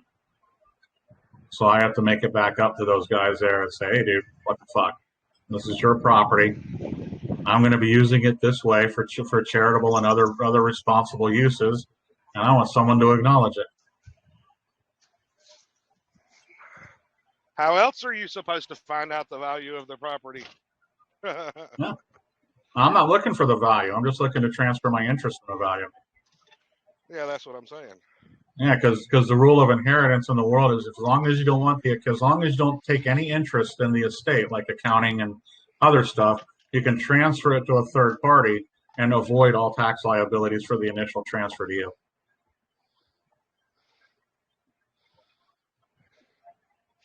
So that's what we're looking to do. And that way we can fulfill the law with the declaration, allow the corporation to take over, which pulls us out of the U.S. and domicile and puts us back into the Articles of Confederation domicile with your person. So now that name serves to protect your rights while you exercise them, while at the same time ensuring that the public coffers are filled with the fruit of what you do with those rights.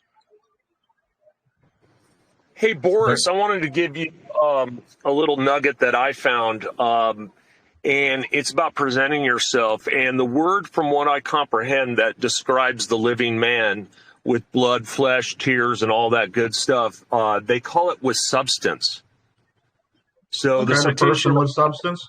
I can't recall the citation, but the court considers it, yes, a person with substance, and that is the real man. That's what the definition, a person with substance, or, special appearance in personam with substance. Okay. So I just want to give you that. And that I'm traveling right now. I don't have the citation, but it's good, Boris. It's flat out good. I found it, and that's the only word I've seen to describe the real living man is with substance. So you might want to look into that. Okay. But I was relieved when I found it. I thought it was incredible. Give me 1 second. I'll go look. Yep. Now, handy dandy. Let's do a search. Yeah. So Person Yeah, I just wanted to jump on because I was bored this morning. So thanks, guys, for letting me just get all this stuff Person out. with substance. Hey, I always like it when you come on because you're pretty smart. I do like your information.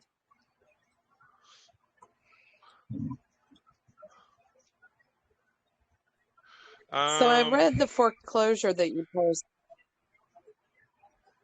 Go ahead. That was very interesting. What about someone that has their original loan papers? How would they go about discharging? Here's how I would do it. Here's how I would do it. I don't like the word discharge. Discharge means you're putting it off to the future. What I really like is, you want it settled with a court satisfaction. So when he did his with the hospital, they had to go to the Secretary of State, and since the person is Michigan and he's in Florida, and the hospital was in Michigan, so they actually went to the Secretary of State to deliver the affidavit of loss note upon the hospital, and that's where everything happened. And we still don't know to this day what happened. We can speculate all we want, but we don't know because nobody's talking. The law firm, we called them up to talk to them. They were great on Friday. On Monday, they acted like they saw a ghost and didn't want to speak to nobody. And we couldn't get any information from anybody else, so we just had to. We've been trying to figure it out ever since, and we've been through arguing. Me and my buddy have argued and fought over this all the time. And I go, dude, if you think that's what it does, go throw it in a court case and find out. Stop sitting here trying to figure it out. If you're not going to try and put some of the stuff you're thinking about to work. But we finally got to the point where I think this is what we've done. But with your documents, if you have the original ones, right? I would take all the original ones and the numbers of the promissory note and the numbers of the trust and stuff like that, and throw it on a UCC one in the financing statement, and then put C attached and attach all the copies of those documents with it. But the debtor would be your all capital letter name, organization. You would be the individual would be the secured party. You take all the documents and numbers, throw them on the security statement. Then you go into UCC 3 after you file the 1, do the 3, and assign the interest in the note, assign the usufructuary interest to the bank in the note, and the reversion to the United States. Then file another UCC 3, adding the bank as a debtor, and then another UCC 3 adding the United States as a debtor. And that's how I would do the mortgages now. Now that shows, and then take all of that record and get a UCC 11 certification on it from your Secretary of State. If you have it, Florida, we don't. So you have to get a notary to print it off and have a notary certify it, that this is the record for this number, blah, blah, blah. And then you take all that and dump it into your county record.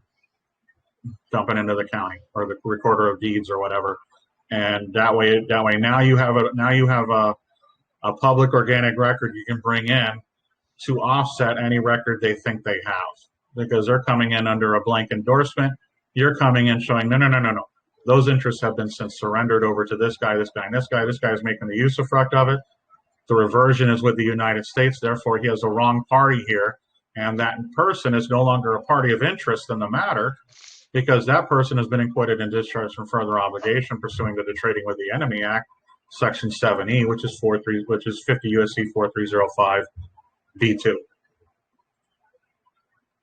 And that's how I would handle that one.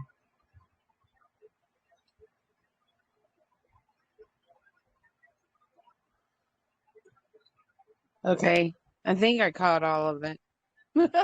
If not, it's all right.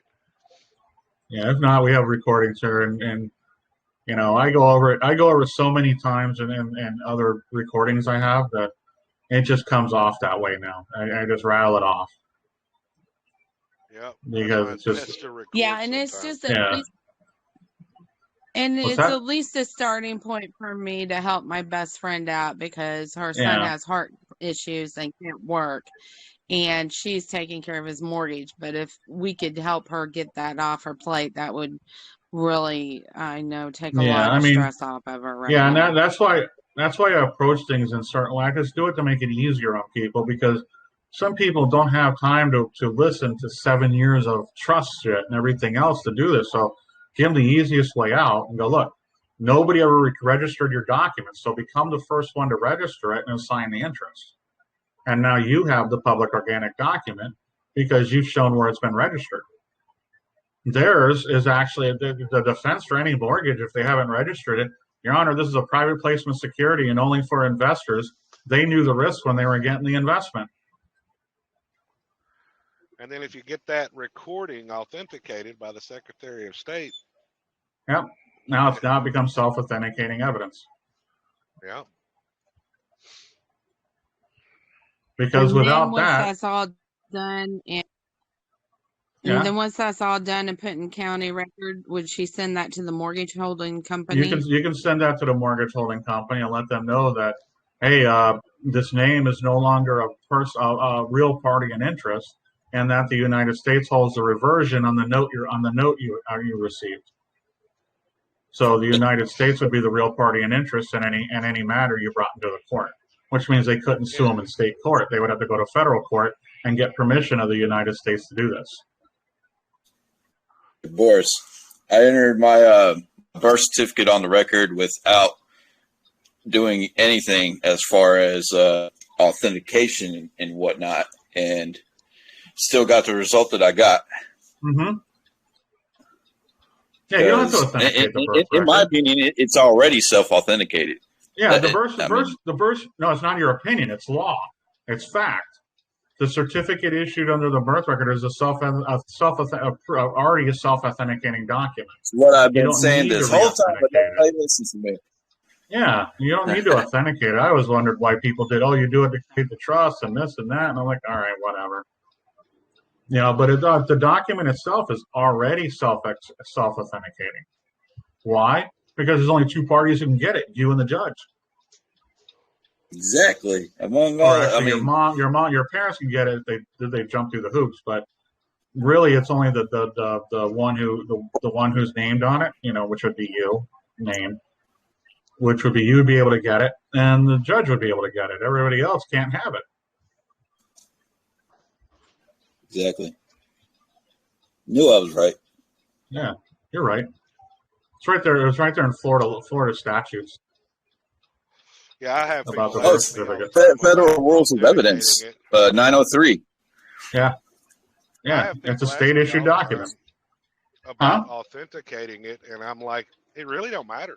I mean, you can if it makes you comfortable. The only time you would authenticate it is if, like, you can use a birth certificate for a passport. You don't need a passport. You just have to get the birth certificate authenticated for the country you're going into. Or if it's a Hague document, you just have it, and that shows that they can accept it. And then entering the United States, you just present the birth certificate, and they have to accept that under the Jay Treaty. They have to. Because that's your right to all the navigational lands and waterways inside the United States.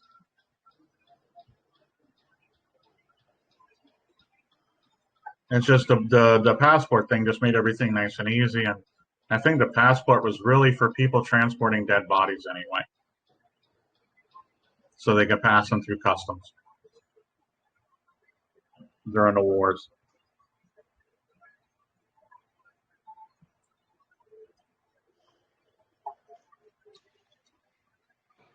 Well, the dead body would be the decedent.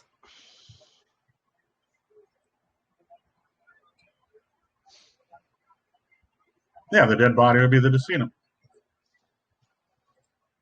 But now here's the thing. Here's another thing that people probably don't get is when they call you by that name, what happens?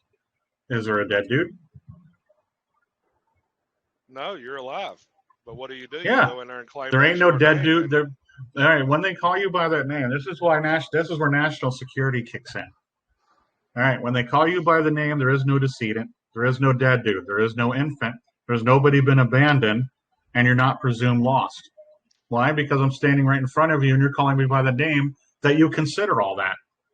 It can't be that way if I'm standing right in front of you. Yeah.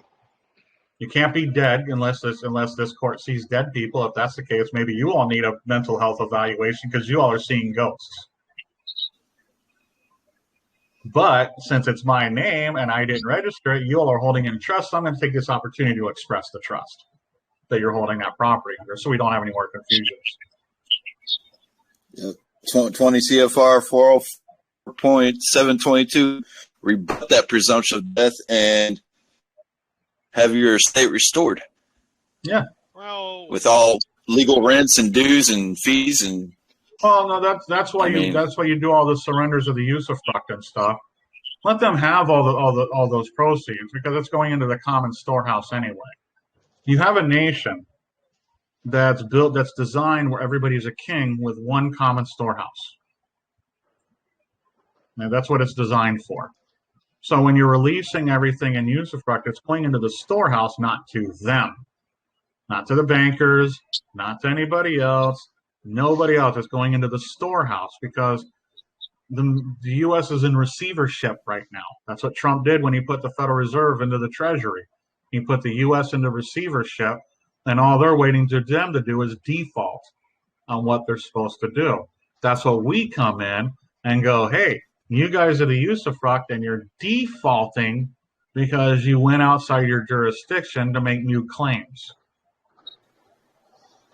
You know, it's all just the IMF, right? Well, yeah, it's all Treasury. Treasury's IMF, and any nation with any nation who got a IMF loan, any birth certificate that results from that will be eligible to do this, which will be all the English Commonwealth nations. It don't matter if it's IMF. I mean, they got their banking system. They set it up a certain way. We just got to start doing things the right way. Yeah. I guess the bone I've got to pick, especially with Boris, everybody's talking about like becoming cured, but still staying. We were Say what? We're told to get out of her. Talking about still, I'm like, where does First Samuel chapter 8 fit into all this? Everybody keeps saying we got to come out of her. That's Old Testament. New Testament is this world is now Christ's. It's not Satan's. It's Christ. Everything in it is all Christ's world. So when I'm putting my stuff into that storehouse, I'm not going into her. I'm acknowledging my delivering into the kingdom. You're separating. Revelation. What about the Revelations?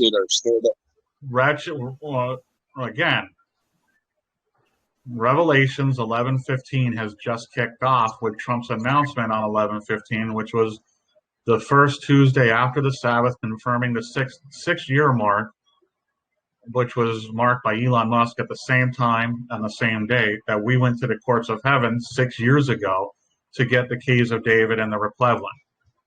This is Christ's kingdom now. If everybody's going to say that it's not, that's their problem. Not mine, their problem. So if y'all want to keep on thinking that you're coming out of her and you're taking the wicked and everything else, no.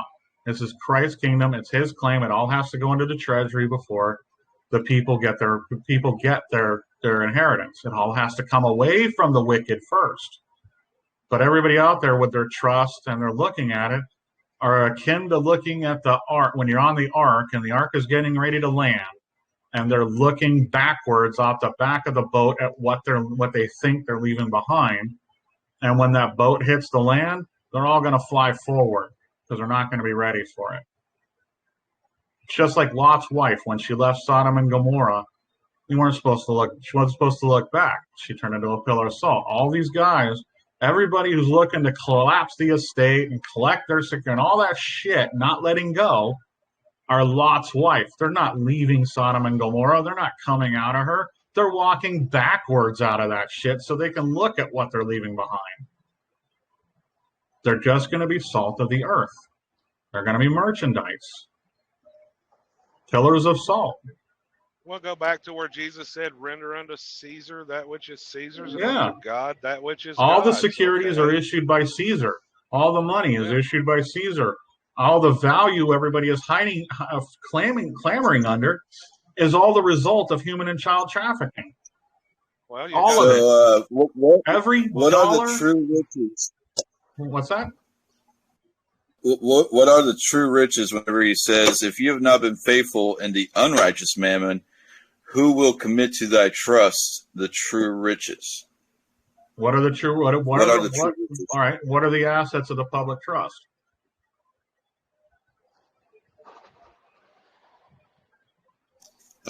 Well, if you go back to the congressional record, March 9th, 1933. They said what? They mortgaged all the homes and all the property of the. That's not the assets of the public trust. No. What is the reason? Full faith and credit. That's you're looking at the material stuff. What are the true assets of the trust?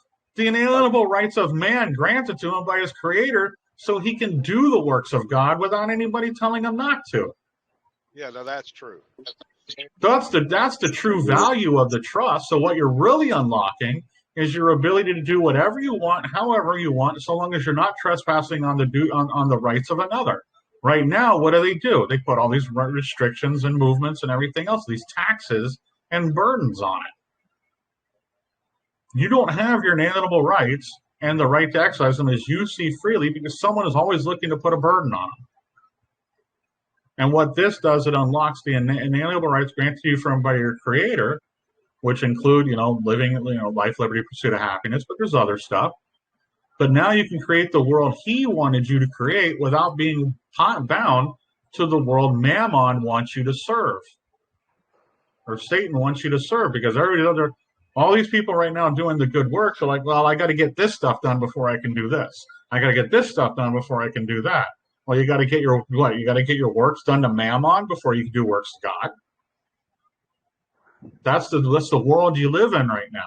What we're looking to do is shed that and reverse it to say, oh, now I can do all works for God, and anybody who doesn't want to do it will just be the user of those works, because you're going to create the world in the image we're supposed to see instead of the image that right now a few elites are making you see. And the first thing that has to happen is release of the material attachment to it. Because you'll have everything. You'll have everything you need. In a world where everything is provided, what do you need money for? What do you need all this shit for? Money is just an accounting system by which you can keep track of sins. Somebody owes you a debt. They have a sin to you. They've sinned you. That's all it is. It's Satan's accounting system.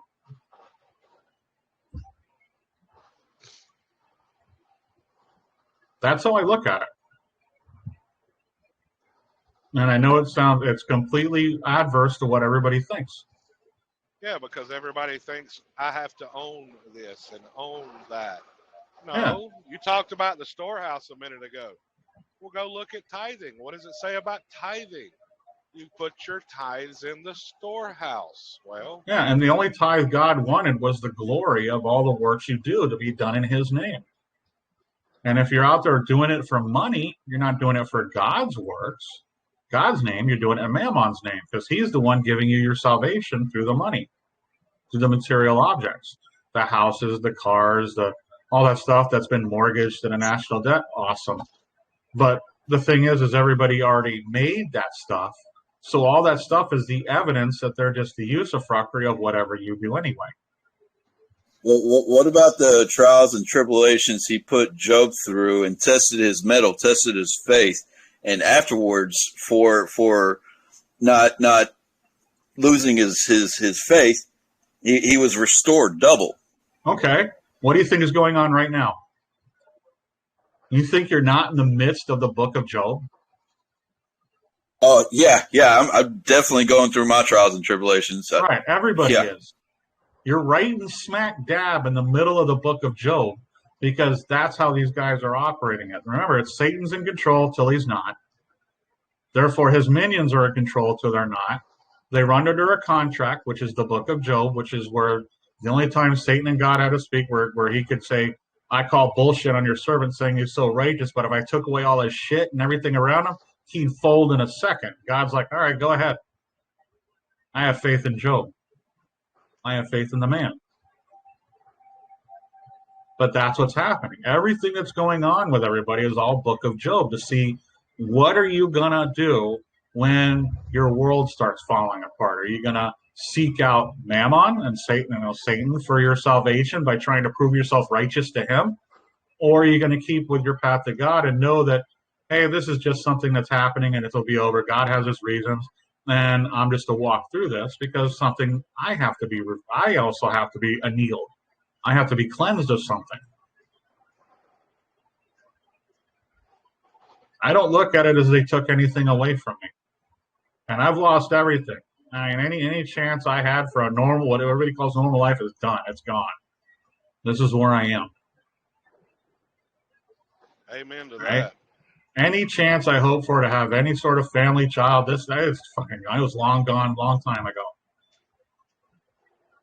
And I thank them for it. Because without this right here, I can help provide a world for many children and make it better than the one I ever received. And I'm just trying to save mine. Yeah. And I understand what people are going through, but you got to understand too that the wife you chose, the woman you had the children with, she has her own mind and she's going to do her own shit. She's just relying on the courts to protect her while she's doing it to absolve herself of, oh, I made this decision. No, the court said I could do it. It's better than, oh, I made this decision all on my own and I'm the bitch.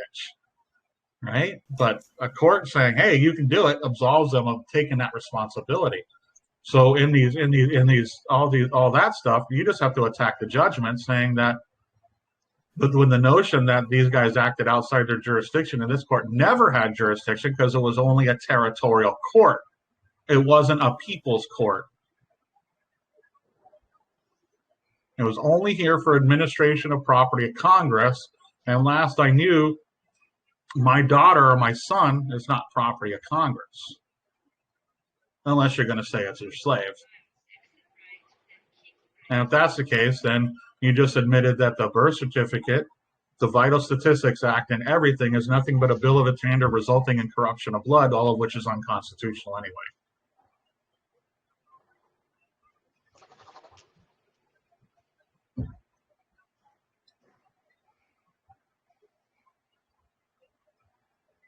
So it's just the way I look at things.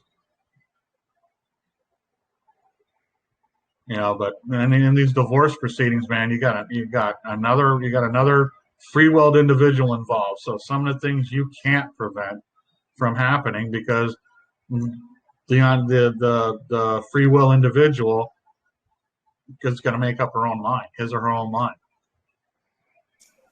I can beat her though. Huh? I can't. I know I'm going to achieve victory in this struggle. Yeah. I know I am. Yeah. But you just have to nuke the court judgment she's relying on as her security blanket, and let her know that this is your decision you're making all on your own to do whatever it is you're doing to the harm of the child. Is that what you want? A wise woman buildeth her house, but a foolish one plucketh it down with their own hands, right? Yep. Well, that's what these women have been taught. That's what feminism does. Teaches women to pluck their house apart until they're that chicken or that bird or that parrot you see on the videos that has no fur, no little feathers on it because it's so nervous about everything.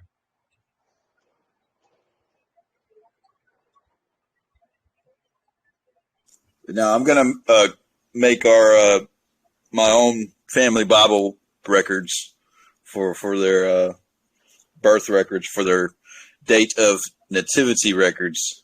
Exactly. Okay. Instead of doing, and you can do all that, but why not just give the usufruct to the court and endorse it? Say, hey, here you go.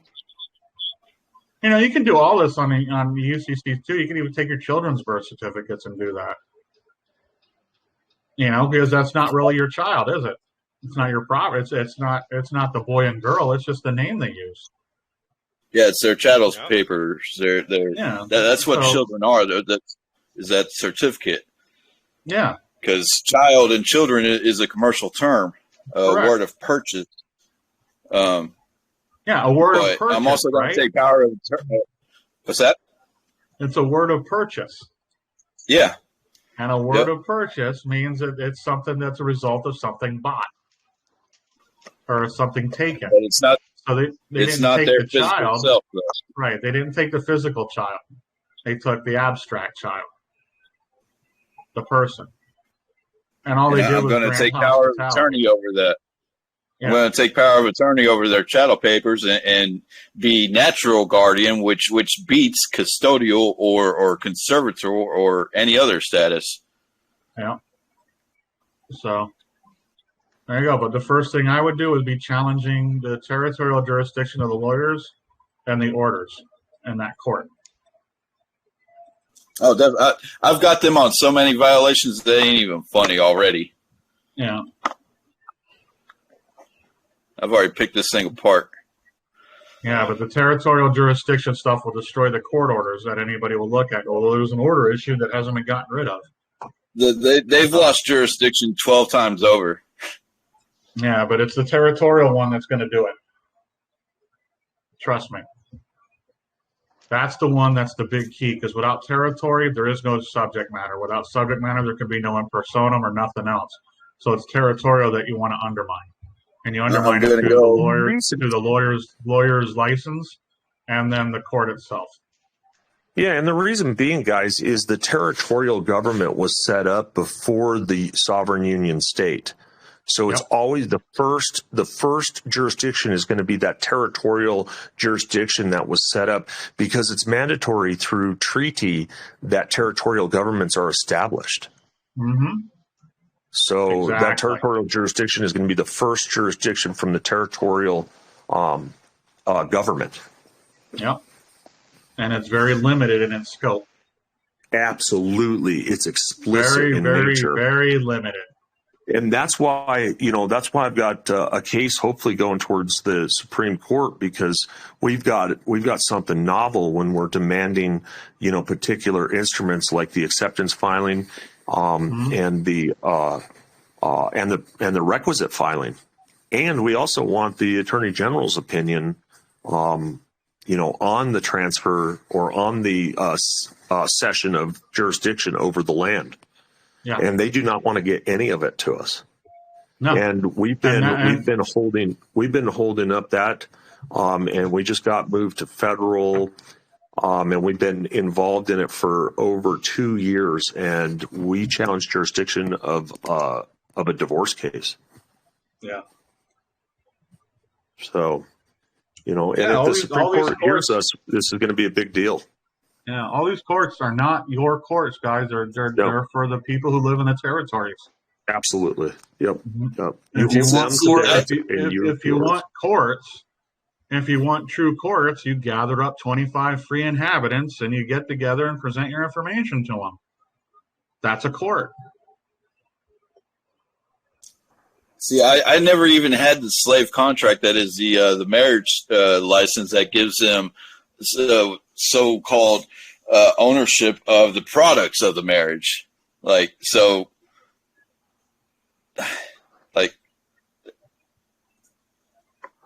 don't know. The ownership comes from the birth record. The birth record was done through the hospital, which was given to the state, which means the state owns the record. The problem is you're using the property wrong. Well, the other part of it is, remember, it's always a resulting trust. So you hold an equitable reversion for every claim that comes in. You're the one they're going to see because you're holding that equity. You're not releasing it into trust. We're claiming through the title. They can only claim against it. Right. But you're holding all the – it's like, okay, power of appointment is how they're doing it. They gave you a gift. You were given that name to use. So under that name, it has an inherent, the U.S. paid for it, expects an interest and other things, but you didn't assign any properties, any interest out of it. So when dealing with these three interests, the usufruct, reversion, and naked owner, you didn't shed any of the interests. So you're holding on to usufruct, reversion, and naked owner. So naked owner allows you to dispose of the property, no problem. Reversion, that just means everything comes back to you. The usufruct is the issue. The usufructory interest that you're holding because you didn't get rid of it means that you're the one who's going to settle all claims, pay all taxes, keep things in repair at your own expense, not alter its substance, and it's going to last for your lifetime because that's the use of frac 99 years. That's why they're coming back. Has nothing to do with they created it, they did this, they did that. It is about a trust that never got expressed. And if the trust never gets expressed, then the one holding the property, trustee, executor, whatever you want to, whatever insert word here, insert position here, is holding all the interests at one time, making them the quote owner under the law that's being applied. What about our own private trust where we can establish our own jurisdiction and our own rules? Okay, awesome. Are you still using that property? Or any property acquired by that name?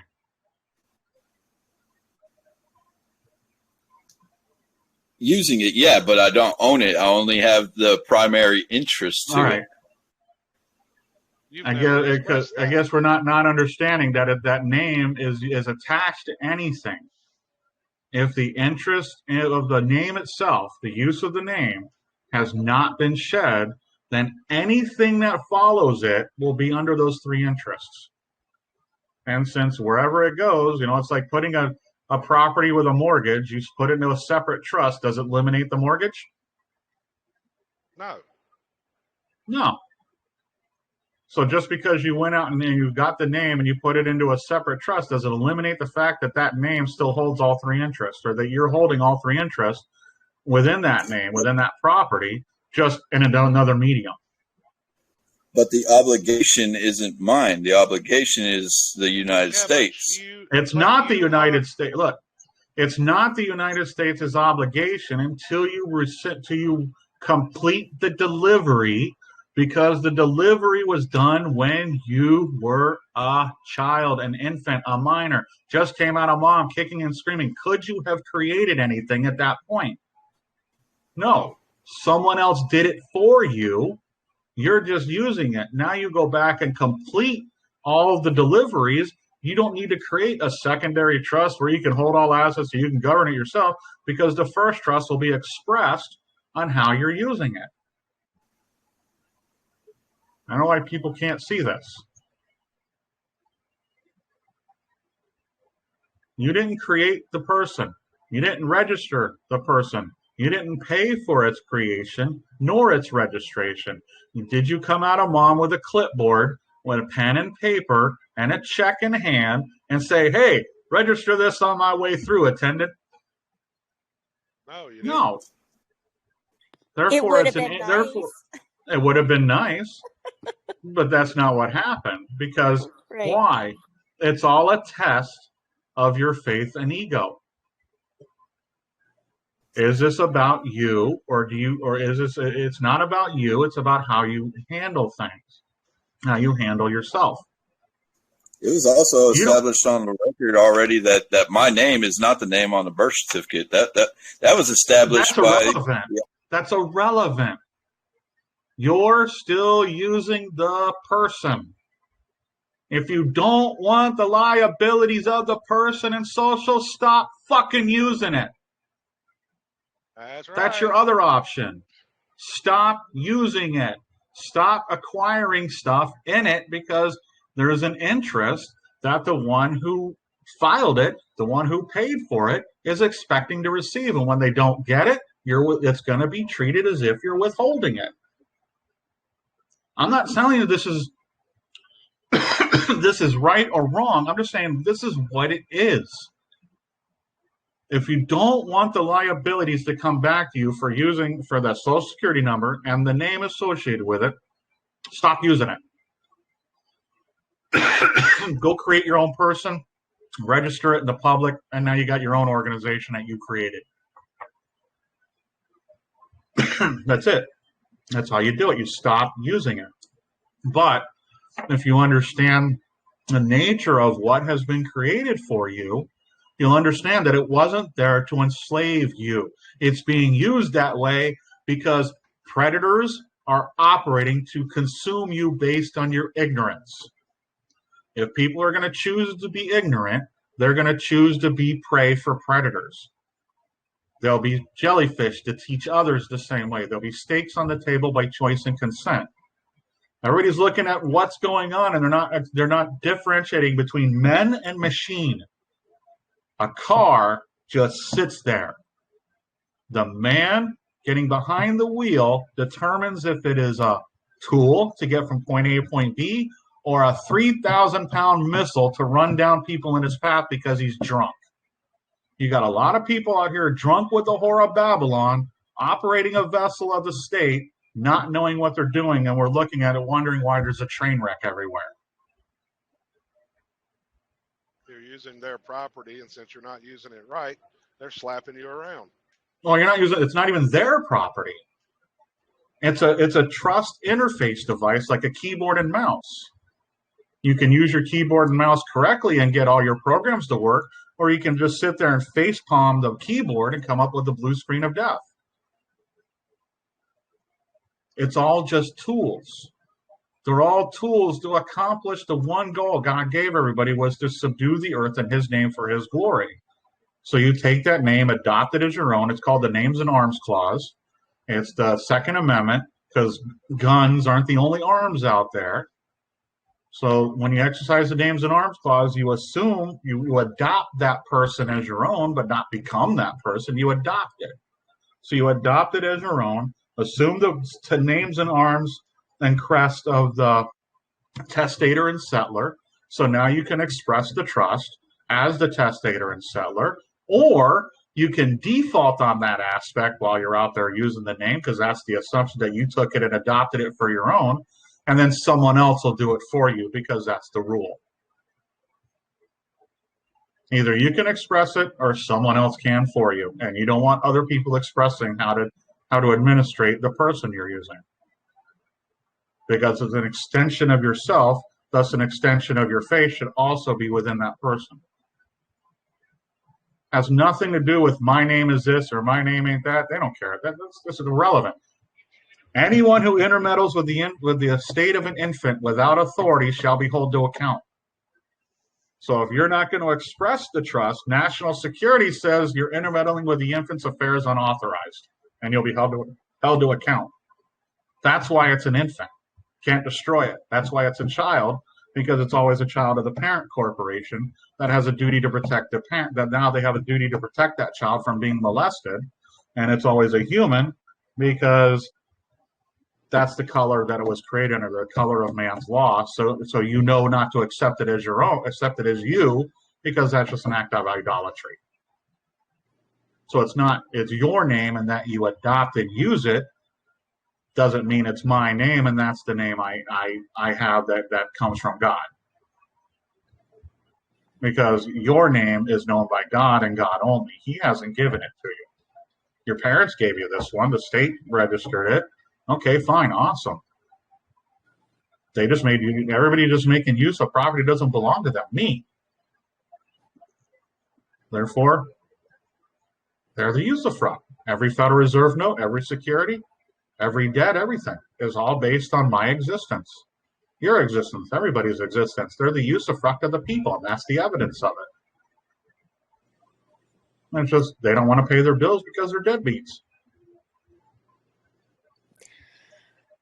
So, big picture, what do you see with all of this going forward, and with people? And I know you touched on the DoD law of war and all these things. Like, what do you project? What do you see out into moving forward? If we're not supposed to be looking back, and it's clear we're not, what does it look like moving forward, looking forward, each of us taking what we can and teaching others, all these things? Okay.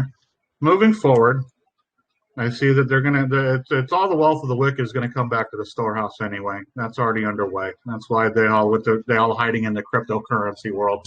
That's the last vestige they have of anything. That's just storing their dead energy, and it's just slowly dwindling away. But what's going to happen is you're going to reverse everything out, because you're going to undo the Gordian knot. So you're going to have some of the stuff now and then, but it's not going to. The biggest pictures is post office will be restored as the central bank, because those powers were taken away in the 60s. So they'll be restored as a central bank. They'll collapse all the securities. They'll make an account of all the securities, and then collapse the Federal Reserve, and then audit it through an audit. They're going to have to do that. Then they got to go back to the 1877 Colonial Stock Act to recall all the stocks that were issued as a result, which was what your birth certificate really represents, is one share in all the public property of America. So they got to take back all that stock, which will then have to be accounted for as well. That'll undo the that'll go back to the 64 Banking Act to collapse that. So the purchase will be done. The purchase order will be taken care of. Everything will go back into the storehouse, all the value and all that stuff they took. Whatever people have in their accounts will be adjusted for the new rates and everything else. And they'll have to go through and make some adjustments, and they'll probably give people a little monies or something like that to get everything going. I'm not sure how that's going to start. I just know where they have to go.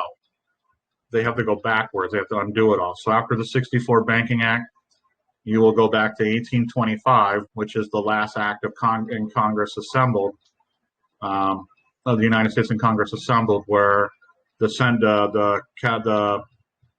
capital of the nation, the seat of government of the nation will be in the post office at Philadelphia, and the central bank will become Philadelphia too, since that's where the mint was put. So it's all going back to Philadelphia. And right now, Philadelphia, from what I understand, is experiencing a lot of reconstruction of the hotels to turn them into embassies. And I think there's like 40 nations already got embassies there. Wow.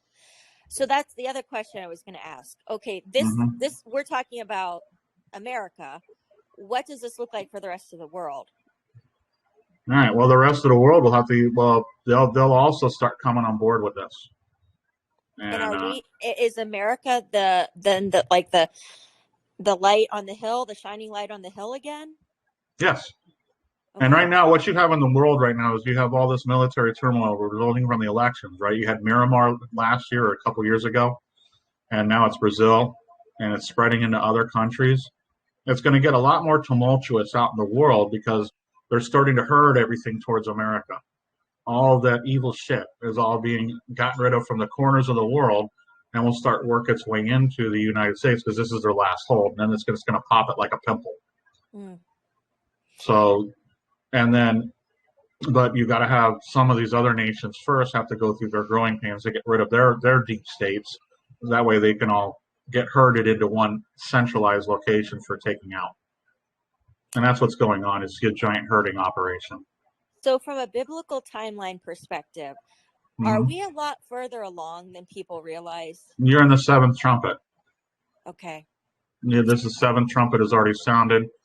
This is where the collapse of all the wicked's wealth will be taken, and the kingdom of the Lord will start shining through. And I keep telling people that when you're dealing with timelines, you're dealing on God time, it moves slow because you're at a local level where everything is moving fast. But God himself, it's like a molecule sitting on an eyelash of a being who's blinking. You're blinking instantaneously. The molecule doesn't see it that way. The molecule sees the slowest event happening on Earth happening to him. And that's why I said it's moving at the speed of God, which is akin to saying the government moves at the speed of slug.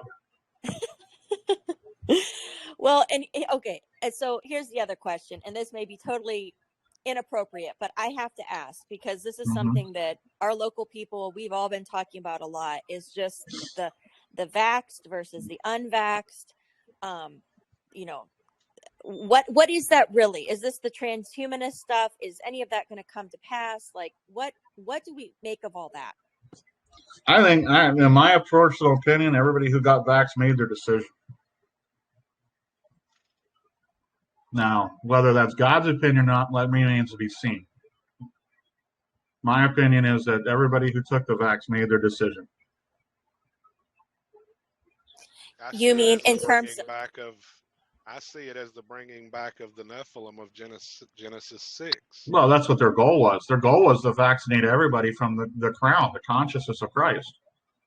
And they had to get everybody to do it in order to save themselves. So they didn't get everybody to do it. Now they're screwed, and it's over.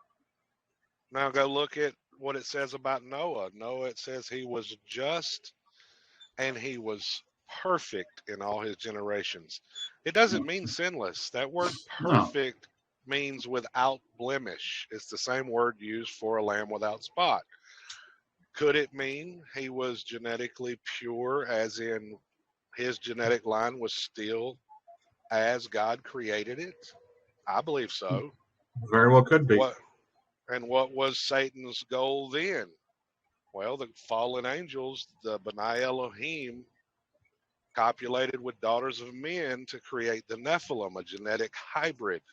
Yep. And that's been Satan's plan the whole time, is to destroy what God created and create his own. Yeah, make it in the image of him. Which is why they want everybody to claim to be the person, to identify themselves as the person, because A, it rejects God's origination, and B, it causes one to commit idolatry. Yes, and I comprehend all of that, and it makes sense to me. Mm-hmm. And I guess I think the thing that baffles me when we think of like people's genetics and bloodlines and all of that is that, you know, we have family members, we're of the same mother and father, you know, maybe our mother took the jab, our brother took the jab, and yet my brother and I didn't take the jab, but we're still of the same creation from our mother and father. How is it that it's just, I can't wrap my mind around it. All right, the jab alters the DNA structure itself. All right, that's what they're talking about when God made you perfect. It's the DNA. It doesn't matter if you have one that hey, let's lead you down this path to say, you know, you have these genetic quote disorders. No, it's not right, because God put that in there for a reason. What is his? It's his reason. But the thing is it wasn't manipulated and distorted by the act of man. See, right now everybody's getting these shots, and then mRNA goes in and does its thing and changes the DNA structure. Well, you change what God was expressing through your own blueprint. And you did so not having faith in the Lord, but having faith in science. And science is pharmakia, right? Sorcery, witchcraft. Yep. And we weren't supposed to have faith in witchcraft and practice sorcery, were we? No, we were not. There you go. So now you're going to see the natural results of what happens when people go practice witchcraft and sorcery. And that's what all the injuries are about.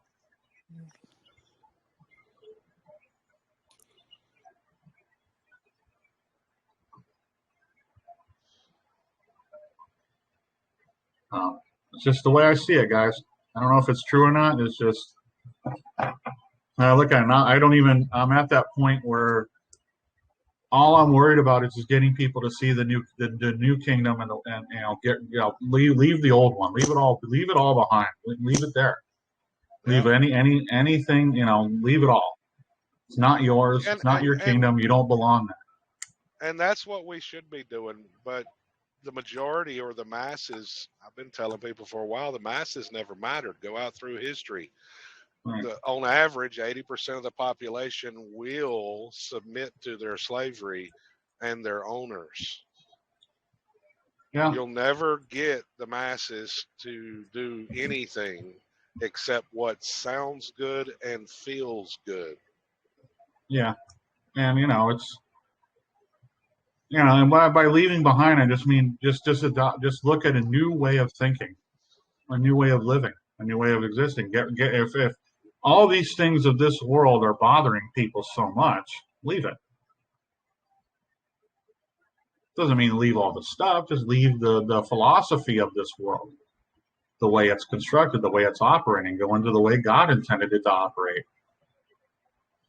Where everybody, you have the wealth of the nations at your fingertips to make a world in his image that will take care of your brother.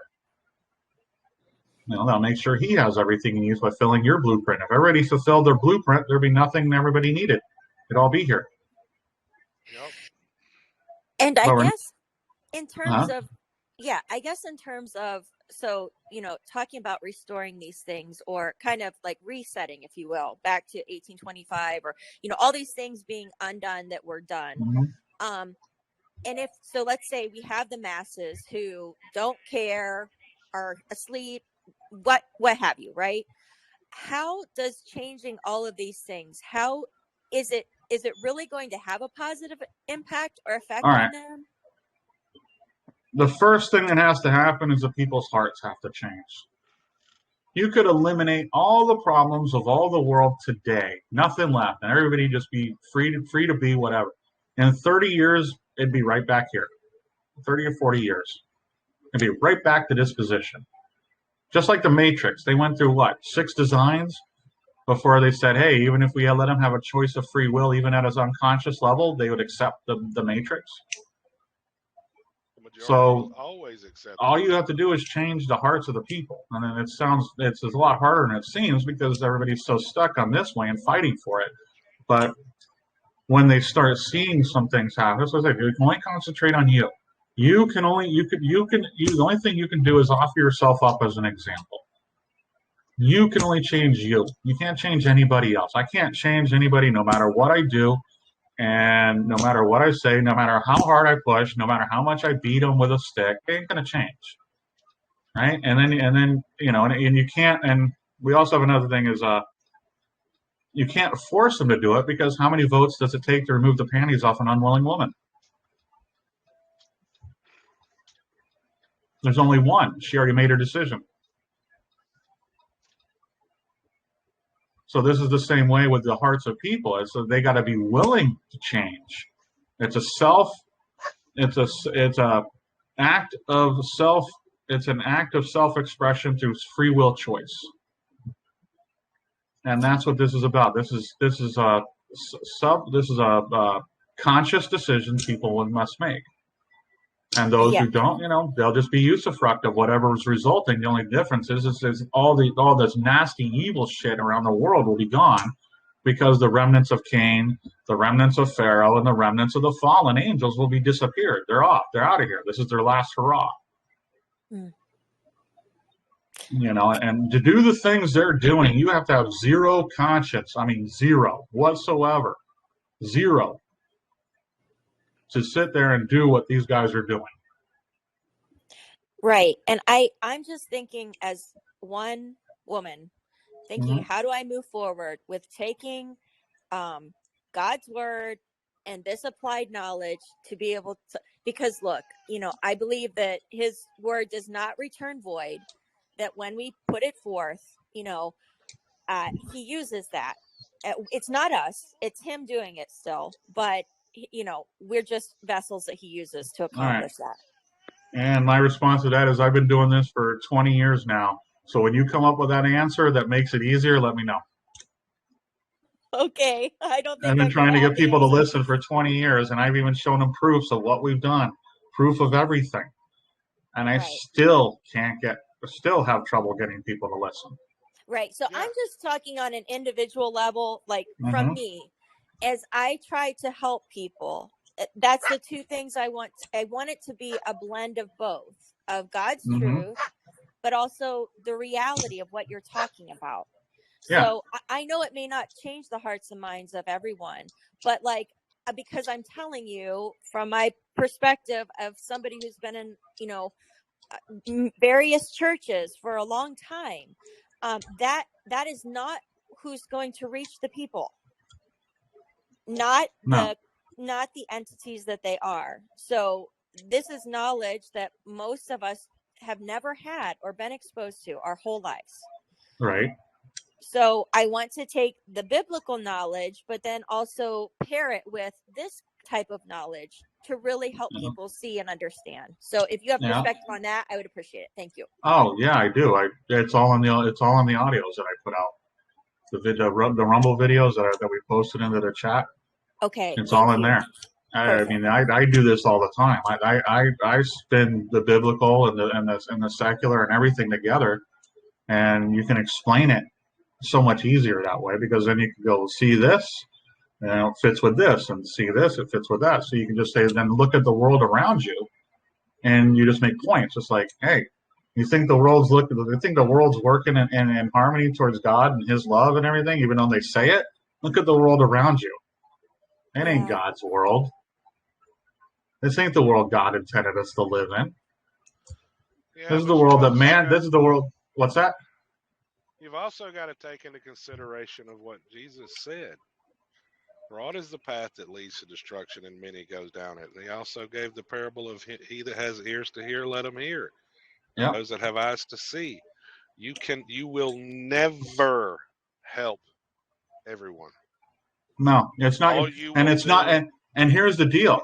It's not your duty to save them. Yeah. You're not Right. Jesus. All you can do is plant a seed and move on. Yeah, And all that's you what will I do that's will what I've learned here. That's frustrate you. yes. That's what I've learned here, because in some of those audios you'll hear me yelling and screaming at because it frustrates the shit out of me to hear people talk sometimes. And I just got to the point, I was like, well, I guess all I'm supposed to do is put the seed and let them till they're rock, until they're ready to get it in the soil. You know, I can't control people. I can't control how they think, how they act, what they look, you know, what they're going to think of. And I mean, the only thing I can show them is something new to think about. And if they think about it, great. If they give it second, if they just ignore it, great. Not my job. Not my job to make them learn. I'm not here to save them. I'm just here to pass through. And people who will listen, I'll talk, and then I'll move on. Because that's the way I do. That's the way it works.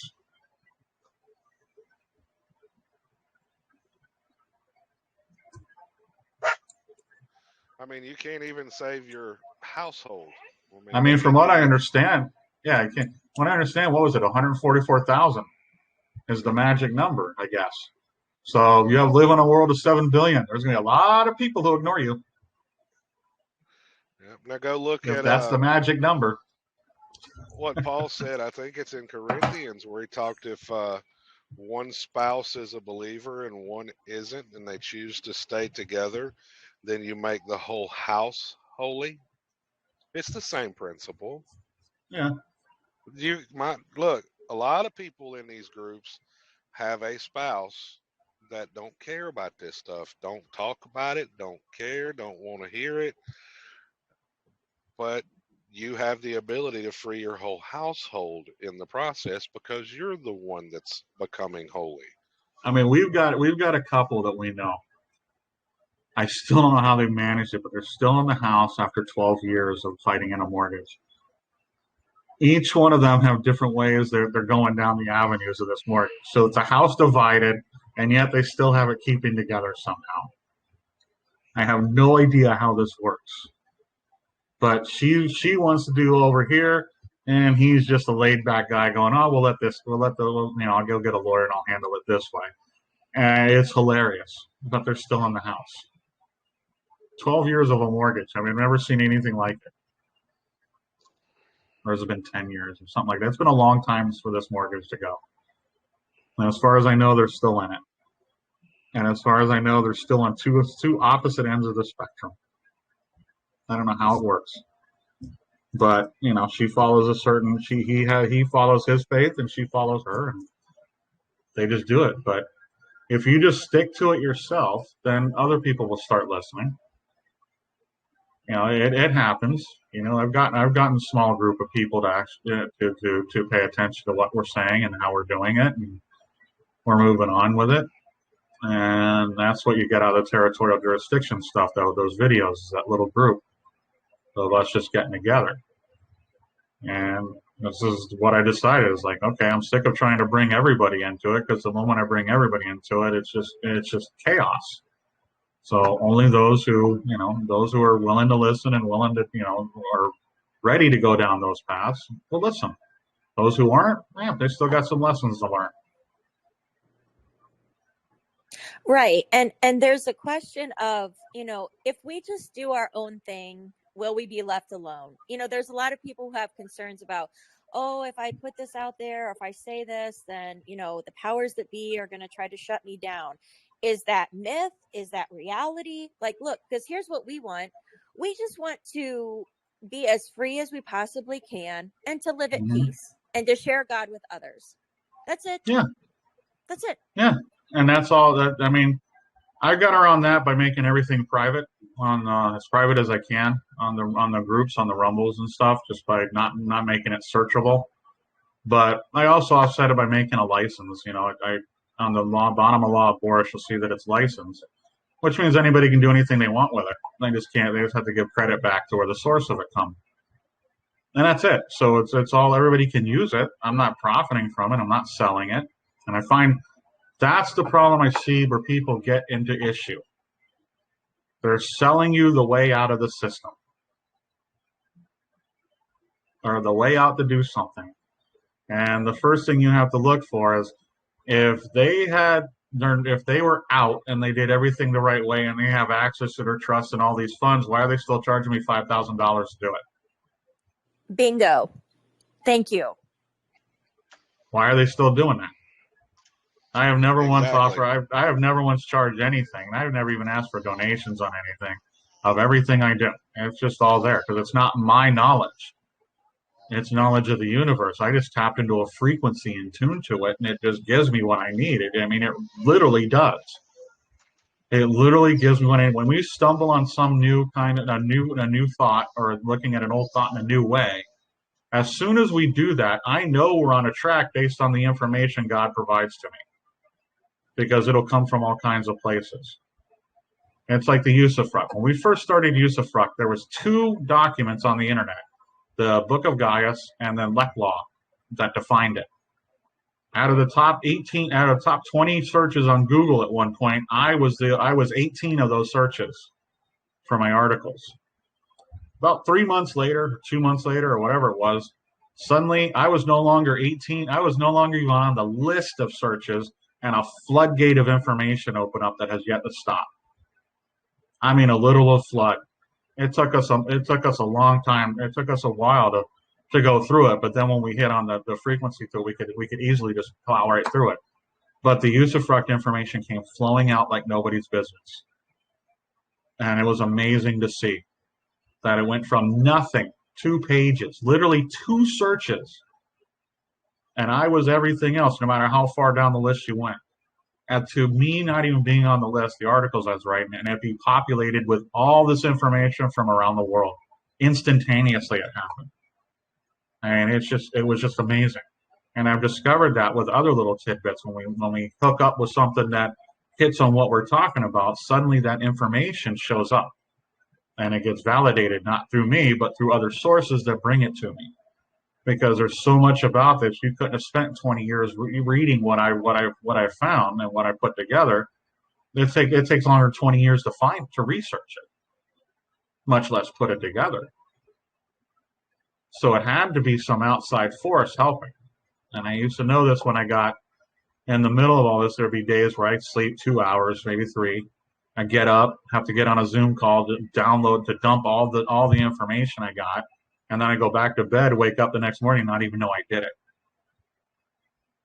And we have volumes of phone calls like that. They're just on hard drives I have to get fixed.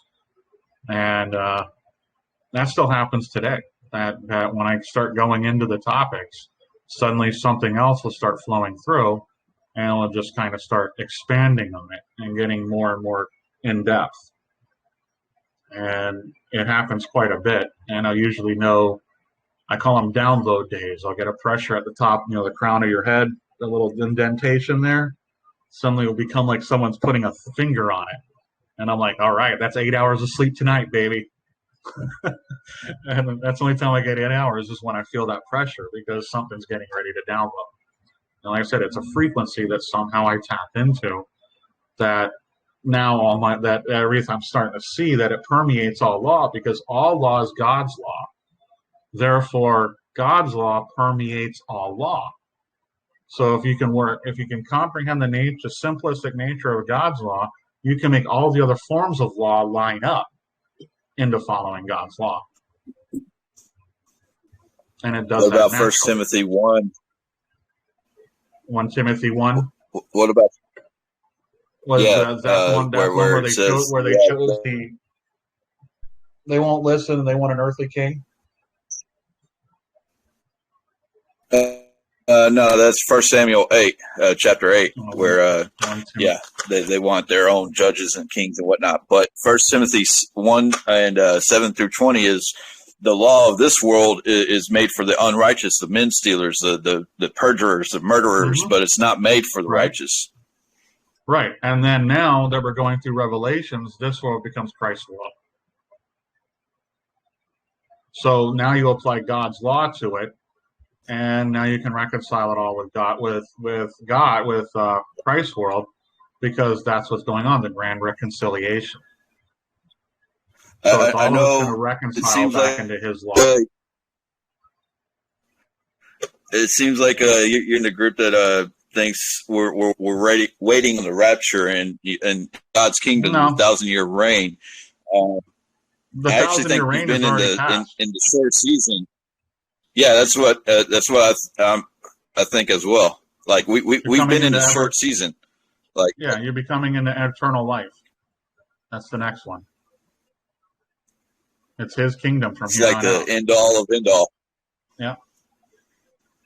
The rapture, the rapture is something new. But the 1,000-year reign has already happened. That's what you call the Dark Ages. That's what I believe as well. Period, because the Enlightenment period was the Enlightenment for the Satanists. The Dark Ages for Christians, by the way. That was their 1,000-year reign, and it's coming to an end. And they're wanting not to let go of it. So they tried to inoculate and vaccinate God out of everybody, and they couldn't get everybody on board with it. So they're done. I think I posted it before. There's a interview. I think it sounds like Bill Gates, but it's a DOD interview where they're talking about a God virus, like infecting people to change, their religious beliefs. I'll post it in the chat again. Yeah, I know. But I remember reading that. Wow. And that's what all this was. This was all to vaccinate against the Christ consciousness waking in people, because they've been keeping it asleep for so long. It's crazy that even like the most devout churchgoers, like my family, my uncle is a pastor. My dad was a pastor, but he passed whenever I was 5. But my uncle's a pastor. My grandma, my mom, especially, my mom goes to the church. Like I grew up in a church that where like all the women they wear nothing but dresses and like ankle length skirts and all that, But I think I managed somehow to convince my mom not to take it because she has all kinds of shit going on, lupus, whatever. And I told her, like, if you take that shit, you're gonna die. Yeah. But hell, even my grandma, she's the most devout churchgoer there could possibly be. But I didn't manage to convince her, apparently. But along with everybody else, it seems in my family. my whole family is the same way. I told my mom about it, and then she went out and did it, and then told me one day, and I was like, fuck. So she got twice. My brother got it. His wife got it. And I'm like, all right, so I'm the only member of the family who hasn't. So now I get to watch you all, I get to watch you all slowly die. Awesome. But, it's what it is. And I can't stop. You can't stop free will. Nothing on this earth, nothing in God's creation can stop free will. And church is not like church is, I don't know. It's groupthink. That's what it is. Well, most churches, from my understanding, is when a church is being built, the satanic covens come out and do a ritual on the foundation before and then the church is built, and they do it at the dead of night, so nobody knows. So most churches are already cursed before they're even filled, before the people even get there, and really because the building is cursed. And really, we were meant to be the church. Like the people are the church, not the physical building, right? Yeah, the church was supposed to be in you. The early Christians met in people's homes. It was home churches. That's what the churches were. We're supposed to think for ourselves, not rely on another man's opinions or interpretations. Yeah. Exactly. And I can tell you in our state, like I feel like our state is one of the ground zero places for the acceleration of evil, if you will. Which one is that? It's Michigan. And we have our governor, our secretary of state, and our attorney general are like, I call them the unholy trinity. These three evil Witless. women. You're in Witless's state, aren't you? Yes. Okay. And this is now becoming like the hub for the World Economic Forum.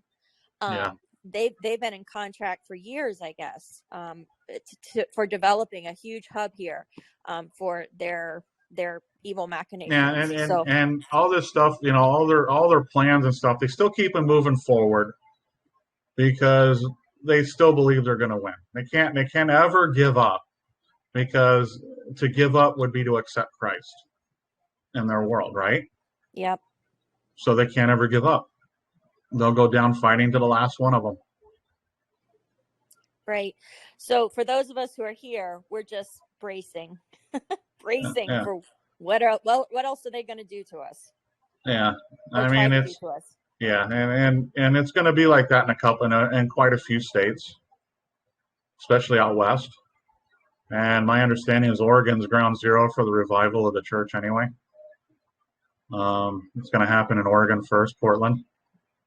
That's why it's so nasty there. It's so filled with witchcraft and covens, it's unbelievable. I mean, you got the headquarters of Voodoo Donuts there.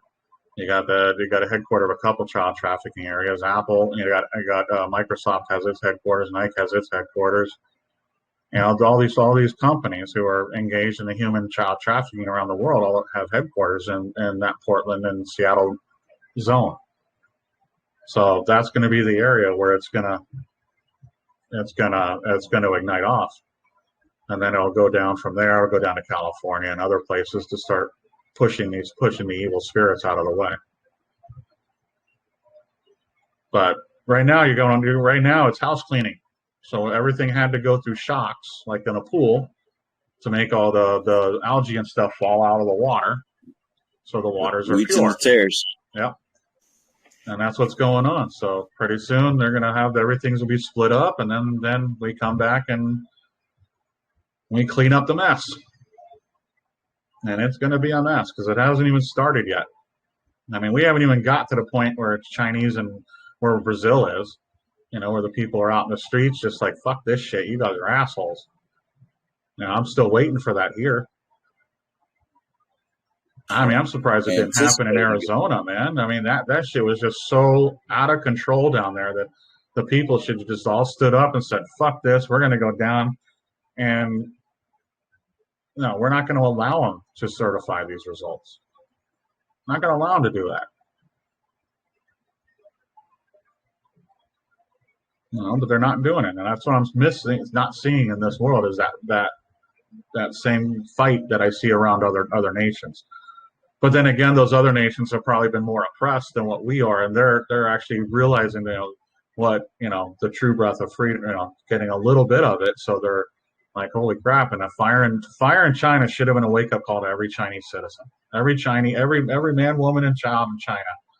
That fire they had should have been a wake up call to every single one of them, going, your government doesn't give a fuck about you. They would much rather you burn than do anything to protect you. They'd much rather you starve than to do anything to protect you, because they're fighting against something they created. And they're lying to you. And it's about time people learn this, because they're the most docile and complacent of them all.